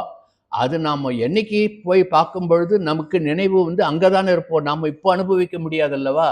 அதை இப்பொழுதே அனுபவிக்க வேண்டும் என்றுதான் ஸ்ரீ லக்ஷ்மி ஹயக்ரீவர் தர்மாதி பீடத்திலே துவாரபாலகர்கள் எப்படி எந்த ரூபத்திலே எந்தெந்த திசைகளுக்கு காத்து கொண்டிருப்பார்கள் என்பதை நமக்கு கண்முன்னே காட்டுகின்றோம். நம்ம இந்த திருக்கோவிலில் இந்த பிரதேசத்தில் வேற எங்கேயுமே இது போன்ற ஒரு ஸ்வரூபம் தர்மாதி பீடத்தை நாம் அனுபவிக்க முடியாது. லக்ஷ்மி ஹயக்ரீவர் கோவிலில் மட்டும்தான், அதுவும் புதுச்சேரி லக்ஷ்மி ஹயக்ரீவர் கோயிலில் மட்டும்தான் இது மாதிரி ஒரு வர்ணனையை நாம் பார்த்து அனுபவித்து ரசிக்க முடியும். ரசிப்பது என்பது கண்ணுக்காக ரசிப்பதல்ல, உள்ளத்தில் கொண்டு எம்பெருமானே நம் மனதிலே நிறுத்த முடியும் என்பதற்காக சொல்கின்றேன். இப்படி துவாரபாலகர்களை முதலில் சேவிக்க வேண்டும் என்பதனால் நந்தகோபனுடைய கோவில் காப்பானே உனக்கு ஒரு நமஸ்காரம்ட்டு அந்த துவாரபாலர்களுக்கு முதல்ல நமஸ்காரம் பண்ணுகின்றாள் என்று நாம் அனுபவிக்க வேண்டும். இது எதிலிருந்து வந்தது? சாந்தோக்கிய உபனிஷத்துல பார்த்தோம் இல்லையா? சாந்தோக்கிய உபனிஷத்து என்ன சொல்றது? இந்த சரீரமே எம்பெருமானுடைய திருக்கோயில், இந்த ஹிருதயம்தான் மணிமண்டபம், மகாமண்டபம், திருமாமணி மண்டபம் பரமபதத்தில் இருக்கிறது. அந்த பரமபதநாதன் தான் நம் ஹிருதயத்திலே அந்தர்யாமியாக ஆர்த்த விக்கிரகமாக எழுந்தருளி இருக்கின்றான். அந்த எம்பெருமானை நாம் நித்தியமாக செவிக்க வேண்டும் என்றால் வாயினால் பாடி மனத்தினால் சிந்தித்து தூயோமாய் வந்து தூமலு தூவி தொழுது அவனை நாம் நமஸ்காரம் பண்ண வேண்டும். அப்படி பண்ணுவதற்கு நம்மை தடுப்பது எது? நம் அஞ்ஞானம். நம்மை தடுப்பது நம் ரஜோகுணங்களும் தமோ குணங்களும். அவற்றை விலக்கிவிட்டு சத்துவகுணத்தை நாம் ஏற்றுக்கொண்டோம் என்றால் எம்பெருமானை நிதர்சனமாக நம் ஹிருதயத்திலே நாம் தரிசனம் பண்ணலாம் என்று சொல்லுவதுதான் இந்த பாசுரத்தினுடைய சுவாபதேசமாக நாம் அனுபவிக்க வேண்டும். நென்னலே வாய் நேர்ந்தான்ட்டு அடுத்து சொல்றா. நாங்கள் ஏற்கனவே நம்ம இப்போ யதார்த்தமா நம்ம நடைமுறைக்கு ஒரு உதாரணத்தை சொல்லிட்டு, லோக விஷயமாக ஒரு உதாரணத்தை சொல்லிட்டு எல்லாருக்கும் புரியணும்ட்டு இந்த வார்த்தைக்கு வரேன். இப்போ ஒரு அரசாங்க அலுவலகத்துக்கு போகிறோம். ஒரு பெரிய அதிகாரி இருக்கார். அவர் அதிகாரி இருக்க போனால் முதல்ல போய் யாரை பார்க்கணும்? வாயில் கப்பன் பியூனை விட்டு, ஐயா உள்ளே இருக்காரா? இருக்காருங்க. அடுத்து போயிட்டு பிஏவை பார்க்கணும். பிஏவை பார்த்தோன்னா அவர் உடனே என்ன கேட்பார்? அப்பாயின்மெண்ட் இருக்கா கேட்குறாரா இல்லையா? நீங்கள் நினச்ச போதெல்லாம் பார்த்துட முடியாது எங்கள் அதிகாரியை. அப்பாயின்மெண்ட் இருக்கான்னு கேட்குறாரு இல்லையா? அதனால்தான் ஆண்டாள் என்ன சொல்கிறா? நென்னலே வாயினிருந்தான், எங்களுக்கு ஏற்கனவே அப்பாயின்மெண்ட் கொடுத்துட்டான், எம்பெருமான் எனக்கு தரிசனம் கொடுக்குறேன்ட்டு நென்னலே சொல்லி இருக்கின்றார், முன்னுமே சொல்லி இருக்கின்றார். ஆகவே கதையை திறந்து விடு என்று கேட்பதாக லோகாயுதமாக நமக்கு தெரிஞ்ச ஒரு உதாரணத்தினால நம்ம அனுபவிக்கலாம். எப்படி ஒரு அதிகாரி, சாதாரணமான ஒரு அதிகாரி, அவரை பார்ப்பதற்கே இத்தனை நடைமுறைகள் இருக்கின்ற பொழுது சர்வலோகங்களுக்கும் நியாமகனாகிய அந்த எம்பெருமானை தரிசனம் பண்ணுறதுன்னா அப்படியே போயிட்டு சேவிச்சிட முடியுமா? அதனால்தான் முதல்ல வாயில் காப்பான் துவாரபாலகால சேவிச்சுட்டு அப்புறம் புருஷகாரியாக லக்ஷ்மி தேவியை பிரார்த்தனை பண்ணி கொண்டு எம்பெருமானிடம் சரணாகதி பண்ணுன்னு நம்ம சாஸ்திரம் நமக்கு சொல்லிக் கொடுக்கின்றது. இதுதான் சனாதன தர்மத்தினுடைய பெருமை. இப்படித்தான் நாம் அணுக வேண்டும். இது நடைமுறையிலே இப்படி நம்ம அனுபவிக்கிறத நம்ம ஒரு எப்படி ஆன்மீக விஷயத்தில் அனுபவிக்கிறோம்னா அப்படி தானே அனுபவிக்கணும். அதைத்தான் ஆண்டாள் நாச்சியார் எடுத்து சொல்கின்றார். நென்னலே வாய் நேர்ந்தான் என்றால் ஏற்கனவே சொல்லிவிட்டான், எங்களுக்கு உத்தரவு கொடுத்து விட்டான், எங்களை பார்க்கும்படி சொல்லியிருக்கான், எங்களுக்கு பறை தருவேன் என்று எங்களுக்கு வாக்கு கொடுத்திருக்கின்றான் என்றெல்லாம் பாசுரத்தினுடைய வெளிப்படை அர்த்தத்தை அனுபவிக்கின்றோம். ஆனால் இங்கு நென்னலே வாய் நேர்ந்தான் என்று சொல்லுவது 3 சரம ஸ்லோகங்கள் ஏற்கனவே பகவான் சொல்லி இருக்கின்றான். அந்த 3 சரம ஸ்லோகங்களையும் மனதிலே கொண்டு, சரம ஸ்லோகம்னா கடைசி ஸ்லோகம், அந்த சரம ஸ்லோகங்களை மனதிலே கொண்டு எம்பெருமானை தரிசனம் பண்ண வேண்டும் என்று எடுத்து சொல்லுகின்றார். சரம ஸ்லோகம்னே முதல்ல எல்லாருக்கும் ஞாபகம் வருது என்ன? பகவத்கீதையிலே எம்பெருமான் சொன்ன சரம ஸ்லோகம் தான். சர்வதர்மான் பரித்தேக்ஷம் மாமேகம் சரணம் ரஜான். அதுதான் எல்லாருக்கும் உடனே ஞாபகம் வந்துடும். ஆனால் அது மட்டுமல்ல, வராக சரம ஸ்லோகம். முதல்ல பூமி பிராட்டியை எம்பெருமான் வராக அவதாரத்திலே மீட்டு கொண்டு வந்த பொழுது பிராட்டி நமக்காக எம்பெருமானிடம் இந்த சேதனங்களை காப்பாற்றுவதற்கு என்ன வழி என்று கேட்ட பொழுது வாயினால் பாடி மனத்தினால் சிந்தித்து தூயோமாய் வந்து தூமல தூவி தொழுதால் நான் அவர்களை காப்பாற்றுகின்றேன். என்னுடைய திருநாமத்தை ஒரு தரமாவது மனதுருகி சொன்னால் அவனை நான் காப்பாற்றுகின்றேன். அவன் கட்டை போல இறக்கும்போது இருந்தாலும் நான் காப்பாற்றுகின்றேன், என்னுடைய திருநாமத்தை மனதால் உணர்ந்து சொன்னால் என்று வராக பெருமான் வராக சரம ஸ்லோகத்திலே சொன்னான் அல்லவா? அதுக்கு தான் நம்ம ஏற்கனவே இந்த கீழ் ஸ்லோகம் அனுபவிக்கும் பொழுது பலவிதமாக அதை வியாக்கியானத்தை அனுபவிச்சிருக்கோம். அதையும் மனதிலே நினைத்துக் கொள்ளுங்கள். ஆக வராக சரம ஸ்லோகம் முதல் சரம ஸ்லோகம். அடுத்தது விபீஷண ஆழ்வான் சரணாகதி பண்ண வந்தான் இல்லையா ராமன்கிட்ட, அப்போ ராமன் சர்ம ஸ்லோகம், அப்போ ராமன் உபதேசம் பண்ணுது, அது ஒரு சரம ஸ்லோகம். கடைசியில எல்லாருக்கும் சகலருக்கும் தெரிஞ்ச ஒரு சரம ஸ்லோகம் பகவத்கீதையிலே எம்பெருமான் சொன்ன அந்த பகவத்கீதையில வருகின்ற அந்த மாம் ஏகம் சரணம் பிரஜ, என் ஒருவனையே சரணாகப்பட்டு சர்வதர்மான் பரிச்ச, உன்னுடைய பாபங்கள் சகல தர்மங்களையும் விட்டுவிட்டு என்னை சரணம் பற்று மாச்சுச்சகா, நான் உன்னை காப்பாற்றுகின்றேன் என்று சொன்னான் அல்லவா? அந்த சரம ஸ்லோகம். இப்படி இந்த சரம ஸ்லோகம் 3ஐயும் நினைத்துத்தான் நென்னலே வாய் நேர்ந்தான். நென்னலே என்றால் முன்பே வராக அவதாரத்திலே சொன்னான், ராமாவதாரத்திலே சொன்னான், கிருஷ்ணா அவதாரத்திலே சொன்னான். அந்த சரம ஸ்லோகத்தை நினைத்துக் கொள்ளுங்கள் என்று சொல்லுகின்றாள் என்று நாம் அனுபவிக்க வேண்டும். ஏனென்றால் சரம ஸ்லோகத்தை நினைத்துதான் எம்பெருமானிடம் சரணாகதி பண்ண வேண்டும் என்பது நமக்கு பெரியோர்கள் வகுத்து கொடுத்திருக்கின்ற வழி. இது ஒரு விதமான அனுபவம். இப்போ அடுத்த வரிக்கு வருவோம். மணிக்கதவம் தாழ்த்திறவாய் என்று சொன்னால் இதுக்கு வெளிப்படையான அர்த்தம் கதவை திற, காத்து வரட்டும். அப்படியா? இல்லை. மணிக்கதவம் என்பது நம் மனக்கதவை திறவாய் என்று ஆண்டாள் நாச்சியார் நமக்கு எடுத்து காட்டுகின்றாள். மந்திர ரகசியங்களை உணர்த்துவதாக மந்திர ரகசியங்களை மனதிலே கொள்ள வேண்டும் என்றால் மனதை திறந்து வைத்துக்கொள். மனதை திறந்து வைத்துக்கொள் என்றால் நம்ம என்ன, ஆஞ்சநேய மகாபிரபு தன் ஹிருதயத்தை பிளந்து காட்ட மாதிரி, மார்பை பிளந்து காட்டின மாதிரியே காட்ட முடியும்? மனதை திறந்து வைத்துக்கொள் என்றால் அந்த சத்வகுணம் நிறையும்படி மனதிலே வைத்துவிட்டால் தானாக கதவு திறந்துவிடும். இந்த அகங்காரங்கள் எல்லாம் நம்மிடமிருந்து போய்விட்டது என்றால் இந்த கதவம் தானாக திறந்து விடும் என்று நமக்கு மணிக்கதவம் தாழ் திறவாய் என்று ஆண்டாள் நாச்சியார் காட்டுகின்றாள் என்று நாம் அனுபவிக்க வேண்டும். எதற்காக மணிக்கதவம் திறக்க வேண்டும்? எதற்காக மனக்கதவம் திறக்க வேண்டும்?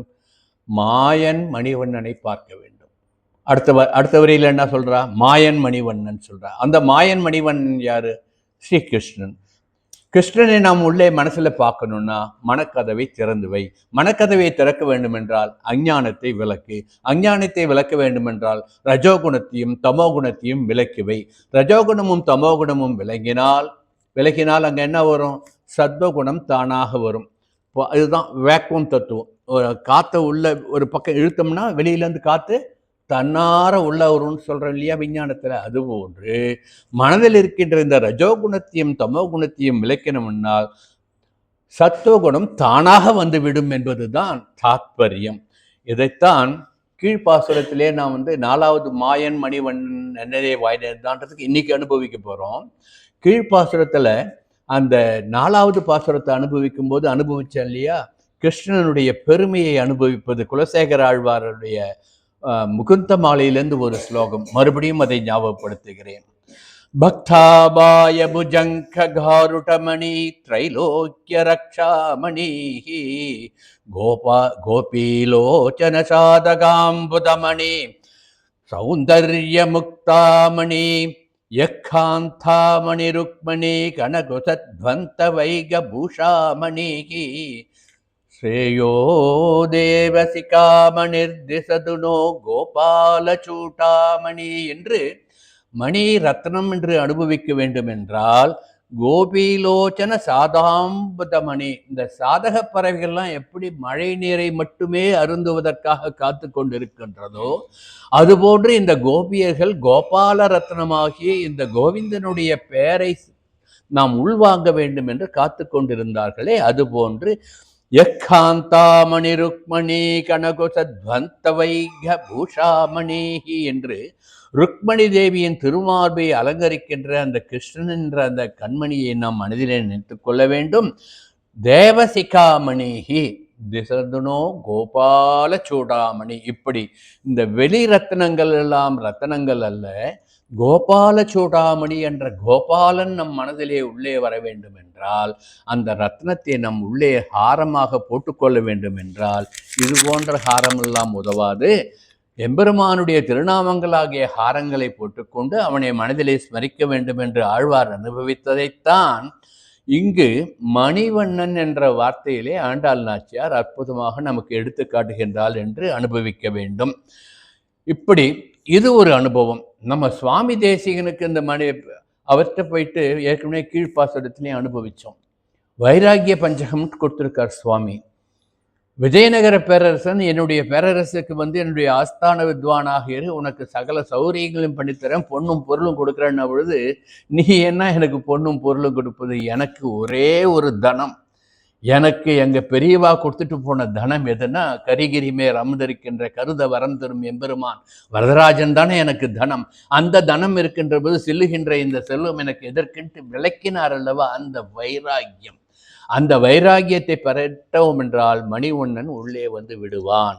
ஆகவே தான் சுவாமி தேசிகன் வாழ்ந்து காட்டி நமக்கு வைராகியம் என்பது எப்படி இருக்க வேண்டும் என்பது அவருடைய சரிதத்தை நாம் படித்து கொண்டோம் என்றால் சகல சௌகரியங்களும் ராஜோபசாரமும் கிடைக்கக்கூடிய அந்த ஒரு சௌக்கியத்தை கூட வேண்டாம் என்று உதறிவிட்டு எனக்கு என் பிதாமகர்கள் என்னுடைய பூர்வர்கள் கொடுத்த ஒரு பெரிய வைத்தமாநிதி இருக்கின்றது. வைத்தமாநிதினா பொக்கிஷம், புதையல் இருக்கின்றது. என்ன புதையல் இருக்கின்றது? அஸ்திமே ஹஸ்தி சைல ஸ்ரேவஸ்து பைதாமகம் தனம் என்று என்னுடைய பிதாமகர்கள் கொடுத்த தனம் அஸ்திகிரி மேலே இருக்கின்றானே கருத வரந்தரும் பெருமாள், அந்த தனத்தை விட இந்த செல்லுகின்ற செல்வம் என்ன செல்வம் எனக்கு வேண்டாம் என்று ஒதுக்கினார் அல்லவா? அந்த வைராக்கியம், அந்த மனசு வேண்டும் என்றால் மணிவண்ணனை மனதிலே கொள்ள வேண்டும். மணக்கதவும் தாழ்தரவாய் எதற்கு? மணிவண்ணனை உள்ளே கொண்டு வந்து அமர்த்துவதற்கு. ஆகவேதான் கண்ணன் தான் உண்மையான தெய்வம் என்பதற்காகத்தான் தூயோமாய் வந்தோம், துயிலெழப்பாடுவான். நாங்கள் திரிக்கரண சுத்தியோடு இங்கு வந்திருக்கின்றோம், எம்பெருமானுடைய புகழ் பாடுவதற்காக வந்திருக்கின்றோம் என்று சொல்லி திரிக்கரண சுத்தியோடு எம்பெருமானை அணுக வேண்டும் என்று நமக்கு எடுத்து காட்டுகின்றார். எம்பெருமானை போற்றி பாட வேண்டும் நமக்கு எடுத்து காட்டுகின்றார். இந்த மாயன் மணிவண்ணன் நென்னலே வாய் நின்றான் என்று ஏற்கனவே சொன்ன 3 சரம ஸ்லோகங்களையும் நினைத்து கொண்டு எம்பெருமானை சரணடைய வேண்டும் என்று சொன்னால், நாயகனாய் நின்ற நந்தகோபனுடைய கோவில் காப்பானே என்று சொல்லி துவாரபாலர்களுடைய அனுமதி பெற்றுத்தான் உள்ளே பிரவேசிக்க வேண்டும் என்பதை நமக்கு எடுத்து காட்டினால், மீண்டும் சொல்கின்றேன், துவாரபாலர்கள் எந்த சன்னதியிலே போய் சேவித்தாலும் ஒரு விரல் நிச்சயமாக இப்படி இருக்கும். சில சன்னதிகளிலே துவாரபாலர்கள் 2 விரலையும் காட்டுற மாதிரி இருக்கு, அதாவது 2 திருக்கரங்களும். ஆனால் இன்னொரு ஹஸ்தம் இப்படி இருக்கணும். இப்படி இருக்கணும்னா உள்ள இருக்கிறது ஒருவன் தான், வேறு யாரும் இல்லை என்பதை எடுத்து காட்ட வேண்டும். அப்படித்தான் துவாரபாலகர்கள் இருப்பார்கள். அதைத்தான் மணிக்கதவும் தாழ்தரவாய் என்று துவாரபாலர்களிடையே கதவை திறக்க சொல்லுகின்றாள் என்று அனுபவிக்க வேண்டும். இப்படி உணராவிட்டால் என்ன நடக்கும்? சேதனர்கள் ரஜோகுணமும் தமோகுணமும் நம்மிடம் சேர்ந்து கொண்டு இந்த பிறவியில் செய்கின்ற பாவங்கள், இந்த கர்ம பாவங்கள்லாம் ஏற்கனவே செஞ்ச பாவங்களோடு சேர்ந்து பாப மூட்டைகளாக சேர்ந்து கொண்டே போய் புனரபி மரணம் புனரபி ஜரணம் என்று மீண்டும் மீண்டும் பிறவி எடுத்துக்கொண்டே வருவோம். எதுவரையில்? இந்த பாப புண்ணிய கர்மங்கள் அனைத்தும் சைபர் என்ற நிலைக்கு வருகின்ற வரை முற்றுமாக கழிந்தால் எம்பெருமானுடைய திருவடியை அடைஞ்சிடலாம். அது 1 ஜென்மமா, 1000 ஜென்மமா, 1 கோடி ஜென்மமா, அது அவ்வா பண்ண பாப புண்ணியத்தை சேர்ந்தது என்று அனுபவிக்க வேண்டும். ஆகவே இது எல்லாத்தையும் விட்டுட்டு நான் எம்பெருமானை சரணடைந்து விட்டேன் என்றால், நான் எத்தனை பாவங்கள் பண்ணி இருந்தாலும் அத்தனை பாவங்களும் தீயினுள் தூசாகும். ஆகவேதான் சர்வதர்மான் பரித்யக்ஷ மாமேகம் சரணம் பிரஜ, என் ஒருவனையே நீ மனதார சரணாகதி பண்ணிவிட்டால் நான் உன் அனைத்து பாவங்களையும் தீயினுள் தூசு போன்று போக்கிவிடுகின்றேன் என்று பகவான் கிருஷ்ணன் சொன்னதை நினைத்து பார்க்க வேண்டும். எத்தனை பேருக்கு இந்த வைராக்கியம் வரும்? எத்தனை பேருக்கு இந்த திடமான மனசு வரும்? அதுதான் எம்பெருமானை நாம் எப்படி அனுபவிக்கின்றோம் என்பதை பொறுத்து இருக்கின்றது. பேசிவிடலாம், ஆனால் செயல் வடிவில் செய்து பார்ப்பது கஷ்டம் என்பதை உணர்த்துவதற்காகத்தான் 3 மகாமந்திரங்களை எப்பொழுதும் நினைத்து கொண்டே இருந்தால் மெல்ல மெல்ல மெல்ல இந்த மனதில் இருக்கின்ற அஞ்ஞானம் விலகிவிடும். இதைத்தான் பகவான் கிருஷ்ணன் பகவத்கீதையிலே என்ன சொல்லுவார்? இது போன்ற ஒரு ஞானம் உடனே கிடைச்சிடாது, போய் உபதேசம் கேட்டதுனால வந்துடாது, இது மாதிரி சத்சங்கத்திலே உட்கார்ந்துட்டு யாராவது சொல்றதை கேட்டதுனாலையும் வந்துடாது. மனம் தெளிய வேண்டுமென்றால் அந்த மனம் மெல்ல மெல்ல மெல்ல பக்குவப்படுத்த வேண்டும் என்று பகவான் சொல்லுவார். சனை சனை ரூபமே பத்யா திருதி ஹிருஹிதயா என்று சொல்லுவார் பகவத்கீதையிலே. சனை சனைன்னா மெதுவாக மெதுவாக இந்த மனத்தை திருத்த வேண்டும். இந்த மனம் திருந்த வேண்டும்னா எப்படி திருந்தோம்? பகவத் சங்கல்பத்தை நினைத்து கொண்டு, பகவானியை நினைத்து கொண்டு சத்சங்கத்திலே ஈடுபட்டு கொண்டிருந்தோம் என்றால் நம்மை அறியாமல் நமது மனம் தானாக மாறிவிடும். இது லோகாயுதமாக ஒரு உதாரணத்துக்கு சொல்றேன். குளவி கொட்டி கொட்டி புழுவை குளவியாக்குறதுன்னு நம்ம சொல்றோம் இல்லையா? ஒரு கூண்டுல குளவி ஒரு புழுவாக வச்சிருந்தது, தினமும் போய் அதனுடைய தாய் குளவி போய் அந்த குடுக்கால கொட்டிகிட்டே இருக்குமா. அப்படி கொட்டி கொட்டி அந்த புழு தன் ரூபத்தை அடைகின்ற மாதிரி ஒரு அந்த குளவியாக மாறும்படி செய்கின்றது என்று நிதர்சனமாக பார்க்கணும் இல்லையா? அதுபோன்று இந்த மனதாகிய இந்த புழுவை இந்த எம்பெருமானுடைய திருநாமங்களை சொல்லி அவனுடைய நினைவுகளை கொண்டு எம்பெருமானை சரணம் பண்ணி சரணாகதி பண்ணி கொட்டிக்கொண்டே இருந்தோம் என்றால் மனம் மெல்ல மெல்ல மெல்ல கரைந்து அஞ்ஞானம் மெல்ல மெல்ல மெல்ல விலகி மெய்ஞானம் உள்ளே வந்துவிடும் என்பதை சொல்லுவதுதான் இந்த பாசுரம். இதைத்தான் பகவத்கீதையிலே சொன்னான். அதை ஆண்டாள் நாச்சியார் இந்த பாசுரத்திலே சொல்லி இருக்கின்றாள். இதைத்தான் நம்ம என்ன பண்ணுறோம், பழமொழியாக வேடிக்கையாக சொல்கிறோம். எறும்பு ஊற கல் தேஞ்செடுத்து. ஒரு எறும்பு எவ்வளோ சின்ன ரூபம், அதுக்கு என்ன வலு இருக்குது. அப்போது எறும்பு போய் போய் கல் கரையுமா? ஒரு பெரிய பழமொழி ஏன் சொன்னால், இப்போ நாம் ஒரு புல்வெளியில் நடக்கிறோம், தினமும் ஒரே இடத்துல 10 பேர் நடந்து போனால் என்ன ஆகுது, அந்த இடத்துல ஒரு பாதை உருவாகிறது இல்லையா? அது போன்று தான் நமது மனத்தை மெல்ல மெல்ல கரைக்கணும். மெல்ல மெல்ல கரைக்கணும்னா மனசை எப்படி கரைக்கிறதுன்னா சக்கரை கட்டியா வெள்ளை கட்டியா அதை கரைக்கிறதுக்கு இல்லை. மனத்தை கரைப்பது என்றால் மனதில் இருக்கின்ற அகங்காரங்களை, மனதில் இருக்கின்ற மமகாரங்களை கரைக்க வேண்டும். அப்படி மமகாரங்களை கரைக்க வேண்டும் என்றால், அஞ்ஞானம் போக வேண்டும் என்றால் ஞானம் பெருக வேண்டும். ஞானம் பெருக வேண்டும் என்றால் தகுந்த ஆச்சாரியனை நாம் அடைய வேண்டும். தகுந்த ஆச்சாரியன் அடைந்து ஆச்சாரிய உபதேசம் பெற்றோம் என்றால் அவர் நம்மை நல்வழிப்படுத்துவார், உபாயத்தை காட்டுவார். இப்படித்தான் பகவானை வணங்க வேண்டும் என்று எடுத்து காட்டுவார். அப்படி நாம் பகவானை வணங்கி நம் உள்ளத்திலே கொண்டோம் என்றால் மனத்தில் இருக்கின்ற மாசு விலகி மனம் நிர்மலமாக மாறும், சுத்தமாக மாறும்.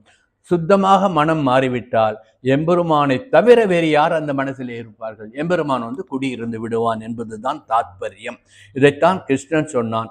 இதைத்தான் நான் முதல்ல ஒரு எத்தனை பேர் பார்த்தேலோ தெரியல, முதல்ல ஒரு இந்த கீழ்ப்பாசனத்தை அனுபவிக்கும் பொழுது, இருட்டிலிருந்து என்னை வெளிச்சத்திற்கு அழைத்து போ என்பதுதான் உபனிஷத் வாக்கியம். தமசோமா ஜோதிர்கமய என்பது உபனிஷத் வாக்கியம். அதாவது இருளிலிருந்து என்னை வெளிச்சத்திற்கு அழைத்து போ. என்ன இருள்? அஞ்ஞானம் என்ற இருளிலிருந்து மெய்ஞானம் என்ற வெளிச்சத்திற்கு என்னை அழைத்து போன்னு சொன்னோம். இதுதான் நம்ம யூனிவர்சிட்டி லோகோவில் இருக்கும்ட்டு நான் சொன்னேன். எத்தனை பேர் அதை பார்த்தேலோ தெரியாது. பார்க்கலன்னா போய் பாருங்க. யூனிவர்சிட்டியோட லோகோவில் கீழே இந்த ஸ்லோகம் இருக்கும். தமசோமா ஜோதிர்கமய, இருளிலிருந்து என்னை வெளிச்சத்திற்கு அழைத்து போய். அங்கே என்ன அர்த்தத்தில் அவா சொல்கிறா? யூனிவர்சிட்டியில் சர்வ கலாசாலை, அது எல்லாவற்றையும் கற்பிக்கின்ற இடம். அப்பொழுது சகலத்தையும் அறிந்தால் இந்த அஞ்ஞானம் விலகி நல்ல ஒரு புத்தி கிடைக்கும் என்பதை ரூபத்தில் யூனிவர்சிட்டியில் லோகோவில் கீழே போட்டு வச்சிருக்கா இல்லையா? அதையும் பாருங்கள். எல்லாம் வேதம் சொன்னதை வாழ்வியலில் எப்படி கடைபிடிக்கின்றோம் என்பதை தான் நம்ம இங்கே பார்க்கணும். இப்படி சொன்னது தான் ஞானத்திற்கு சமமான பரம பவித்திரமான ஒரு பொருள் வேறு எதுவுமே கிடையாது என்பதை உணர்த்துவதற்காகத்தான் இங்கு ஆண்டாள் நாச்சியார் இந்த பாசுரத்திலே மனக்கதவை திற, மணிக்கதவம் தாழ் திறவாய்.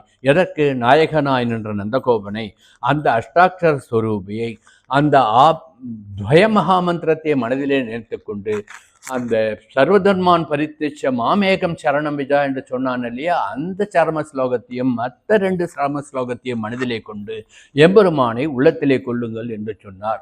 அப்படி சொல்ல வேண்டும் என்றால் இந்திரிய நிகிரகம் வேண்டும் என்று சொன்னால், இந்திரிய நிகிரகம் வேண்டும்ன்ற பகவத்பாதால் ஒரு ஸ்லோகத்தில் அற்புதமாக சொல்லியிருக்கார். நம்ம கிட்டேயே 5 திருடர்கள் இருக்கின்றார் என்று பகவத்பாதால் உபதேசம் பண்ணார். ஒவ்வொருத்தர்கிட்டையும், ஒவ்வொரு மனுஷால்கிட்டையும் 5 திருடர்கள் இருக்காளா? யார் அந்த 5 திருடர்கள்? காம குரோதச்ச லோபச்ச தேகே நிஷ்டந்தி தஸ்கராகா ஞானரத்ன அபகாராயாக தஸ்மாத் ஜாக்கிரத ஜாக்கிரதா என்பது பகவத்பாதால் சொன்ன ஸ்லோகம். அதாவது நம்ம கிட்ட அரிய ரத்னமாகிய அந்த ஞானம் என்ற ரத்னத்தை அபகரிப்பதற்காக 5 திருடர்கள் இருக்கின்றார்கள். அந்த 5 திருடர்கள் யார்? காமம், கோபம், சுயநலம் என்ற 3 திருடர்கள். அது இல்லாமல் இந்திரியங்களால் வசப்படுகின்ற மற்ற உணர்வுகள் திருடர்கள். இந்த திருடர்கள்லேருந்து நீ காப்பாற்றிட்டீங்கன்னா ஞானம் என்ற உன் மனதில் இருக்கின்ற அந்த பொக்கிஷ மணி கோபால சூடாமணி திருடப்படாது என்பது பகவத்பாதால் நமக்கு எடுத்து காட்டிய வழி. இப்படியெல்லாம் பகவானை அனுபவிக்க வேண்டும். இதைத்தான் கீழ்ப்பாசுரத்திலே பொல்லா அரக்கனை கிள்ளி கலைந்தானே கீர்த்திமை பாடிப்போய் என்று சொன்னார். பொல்லா அரக்கன் யாரு? இந்திரியங்கள் என்ற பொல்லாத அரக்கனை கிள்ளி கலைந்து விட்டால் எம்பெருமான் உள்ளத்திலே வந்து விடுவான். எல்லாமே எல்லா பாசுரங்களிலும் ஒரே தத்துவம் தான், வெவ்வேறு வார்த்தைகளில் வெவ்வேறு விதமாக வெவ்வேறு கதைகளை நினைப்பதாக, வெவ்வேறு புராணங்களை நாம் அனுபவிப்பதாக, வெவ்வேறு உபனிஷத் வாக்கியங்களை மனசில் கொள்ளுவதாக ஆண்டாள் நமக்கு அனுபவித்து காட்டுகின்றார். இப்படி உள்ளதை உள்ளபடி உணர்ந்து பயப்படாமல், குழம்பாமல், வருத்தப்படாமல், மறுக்காமல், மறக்காமல், மறைக்காமல் பகவானை நினைத்து ஆனந்தமாக இருப்பதுதான் ஞானம். இந்த ஞானத்தை திருடுபவர்கள் தான் காம குரோத சுயநலங்கள் என்ற திருடர்கள் என்று பகவத் பாத்தால் சொன்னால் இல்லையா? அதை நினைத்து கொண்டு இந்த திருடர்களிடந்து நம் ரத்தினத்தை காப்பாற்ற வேண்டும். எந்த ரத்தினத்தை? நம்ம வீட்டில் பொண்ணும் பொருளும் சேர்த்து வச்சிருக்கோம், அந்த ரத்தினம் கிடையாது. நம் மனசில் இருக்கின்ற ஞானம் என்ற ரத்தினத்தை நாம் காப்பாற்ற வேண்டும் என்றால் இந்த தீய குணங்களை விலக்கி வைக்க வேண்டும் என்பதுதான் உபதேசம். அதை செய்வதைத்தான் ஒவ்வொரு பாசுரத்திலும் சொல்லுகின்றாள். இதற்கெல்லாம் நான் என்ன பண்ணுறது? எனக்கு ஞானம் இல்லை, கர்மயோகம் இல்லை, ஞான யோகம் இல்லை, பக்தி யோகம் இல்லை, என்னால் செய்ய முடியாது, எனக்கு நோற்ற நோன்பில்லேன்ட்டு ஆழ்வார் அனுபவிச்சது கீழ்ப்பாசுரத்தில் அனுபவித்தோம். எனக்கு எந்தவித தகுதியும் இல்லையே, நான் என்ன பண்ணுறது? கவலைப்படாதே மா சுச்சகா.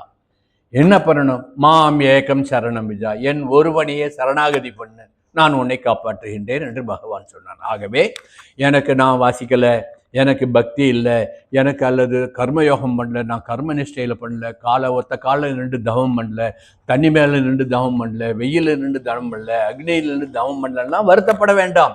உடம்பை வருத்தி கொண்டு எந்த காரியமும் பண்ண வேண்டாம். எல்லாராலும் பண்ண முடியும். ஏழையாக இருந்தாலும் பண்ணலாம், பணக்காரனாக இருந்தாலும் பண்ணலாம், பாலகனாக இருந்தாலும் பண்ணலாம், வாலிபனாக இருந்தாலும் பண்ணலாம், வயோதிகனாக இருந்தாலும் பண்ணலாம், ஜாதி மத பேதம் இல்லாமல் யார் வேணாலும் பண்ணலாம். பணம் இருப்பவன் பணம் இல்லாதவன்ட்டு யார் வேணாலும் பண்ணலாம். எல்லாரும் அனுசரிக்கக்கூடிய ஒரே ஒரு முறை எது என்றால் சரணாகதி. எம்பெருமானிடம் சரணாகதி பண்ணுவது யார் சொல்லிக் கொடுக்கணும்? பெரியவா நமக்கு காட்டிட்டு போயிட்டா வழி. எம்பெருமானே நின் சரணல்லால் சரணில்லை என்ற சரணத்திலே சரணமடைந்து விட்டோம் என்றால் நாம் வேற எதுவுமே பண்ண வேண்டாம். வெறும வாயினால் பாடி மனத்தினால் சிந்திக்க என்று சொன்னால் பகவான் என்ன சொன்னா? எனக்கு ஒரு புஷ்பம் கொடு, அது இல்லையா ஒரு சொட்டு தண்ணீர் கொடு, அதுவும் இல்லையா ஒரு ஒரு ஒரு ஒரு தளம் துளசி தளமாவது கொடு, அதுவும் இல்லையா ஒரு சொட்டு கண்ணீர் கொடு. ஒரு சொட்டு கண்ணீர் போறோம். எப்படிப்பட்ட கண்ணீர்? ஆடி ஆடி அகம் கரைந்து நாடி நாடி நரசிங்கா என்று அவனை வேண்டுகின்ற அந்த பக்தியினால் மனம் உருகுகின்ற அந்த ஒரு சொட்டு கண்ணீர் உன் கண்ணிலிருந்து வந்து விட்டால் உன்னை நான் காப்பாற்றுகின்றேன். மாச்சக்கா, கவலைப்படாதே. அதுதான் சரணாகதி. அந்த சரணாகதியை உணர்த்துவதுதான் இந்த பாசுரத்தினுடைய ஒரு விளக்கமாக நாம் எடுத்துக்கொள்வோம். பாரதியார் சொன்னது போன்று இனி ஒரு விதி செய்வோம். என்ன விதி பண்ணணும்? நம்ம சரணாகதி என்ற ஞான விளக்கை நம் மனதிலே ஏற்றிக்கொள்வோம். அந்த ஞான விளக்கு ஏற்றி வைத்து விட்டோம் என்றால் தமசோமா ஜோதிர்கமய என்று வேதம் சொன்னது போன்று மனதில் இருக்கின்ற அஞ்ஞானம் விலகிவிடும். அஞ்ஞானம் விலகிவிட்டால் மெய்ஞானம் தானாக வந்துவிடும். ஒரு அறை முழுவதும் இருட்டாக இருந்தால் ஒரு சின்ன தீபத்தை ஒரு மூலையில ஏற்றி வச்சா போகிறோம், அங்கே இருக்கிற இருட்டு எல்லாம் தன்னார விலகிறது இல்லையா? அப்போ இருட்டுனா நீ அங்கே தான் இருக்க, அங்கே மட்டும்தான் விலகுன்னா விலகிறது. அதுபோன்று ஞான விளக்கை நம் மனதிலே ஏற்றிவிட்டோம் என்றால், எம்பெருமானை சரணாகதி பண்ண வேண்டும் என்ற அந்த ஞானத்தை நம் மனதிலே கொண்டு விட்டோம் என்றால் தானாகவே அனைத்து இருளும் போய்விடும் என்பதுதான் இந்த பாசுரத்திலே நமக்கு ஆண்டாள் உணர்த்துகின்றது. ஒரு தத்துவமாக உணர வேண்டும். ஆகவே தூயோமாய் வந்தோம், துயிலிழப்பாடுவான், மனோவாக்காயம் மனம் மொழி மெய் என்ற முக்கரண சுத்தியோடு உன்னை நாங்கள் சரணாகதி பண்ணுகின்றோம். ஆகவே எங்களுடைய சரணாகதியை நீங்கள் ஏற்றுக்கொள்ள வேண்டும் என்று சொல்லுகின்றார்.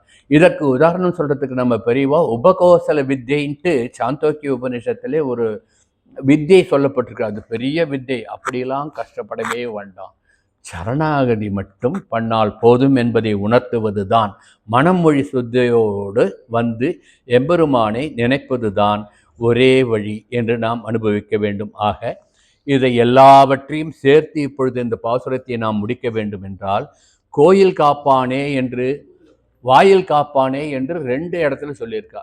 ஒரு இடத்துல தான் சொல்லிட்டால கோயில் காப்பானே, அப்புறம் ஏன் வாயில் காப்பானேன்னு இன்னொரு தடவை சொல்றா? இது அப்போ 2 வார்த்தை 2 இடத்துல சொல்லிட்டாலா? அதே போல மணிக்கதவும் தாழ் திறவாய் என்றால் கடைசியில் நேய நிலை கதவும் நீக்கு என்று சொல்கிறார். கதவையும் 2 இடத்துல திறக்க சொல்கிறார்.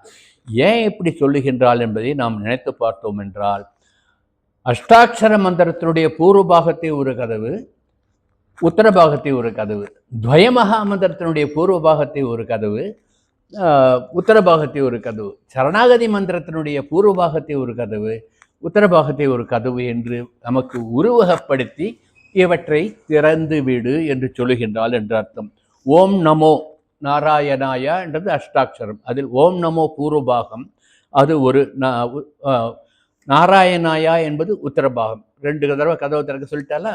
துவய மந்திரத்தை எடுத்துக்கொண்டால் ஸ்ரீமன் நாராயண சரணோ சரணம் பூர்வபாகம், ஸ்ரீமதே நாராயணாய நமக உத்தரபாகம். 2 தடவை கதவை திறக்க சொல்லிட்டாலா.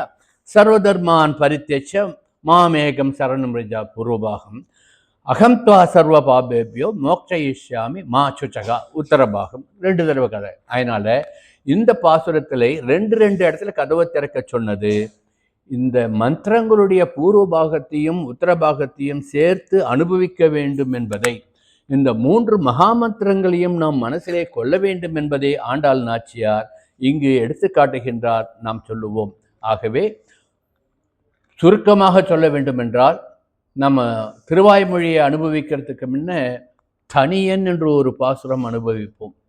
மிக்க இறைநிலை, மெய்யா உயிர்நிலை, தக்க நெறி, தடையாகி தொக்கியல், ஊழ்வினை வாழ்வினை. இதுதான் 5 எதிரிகள்.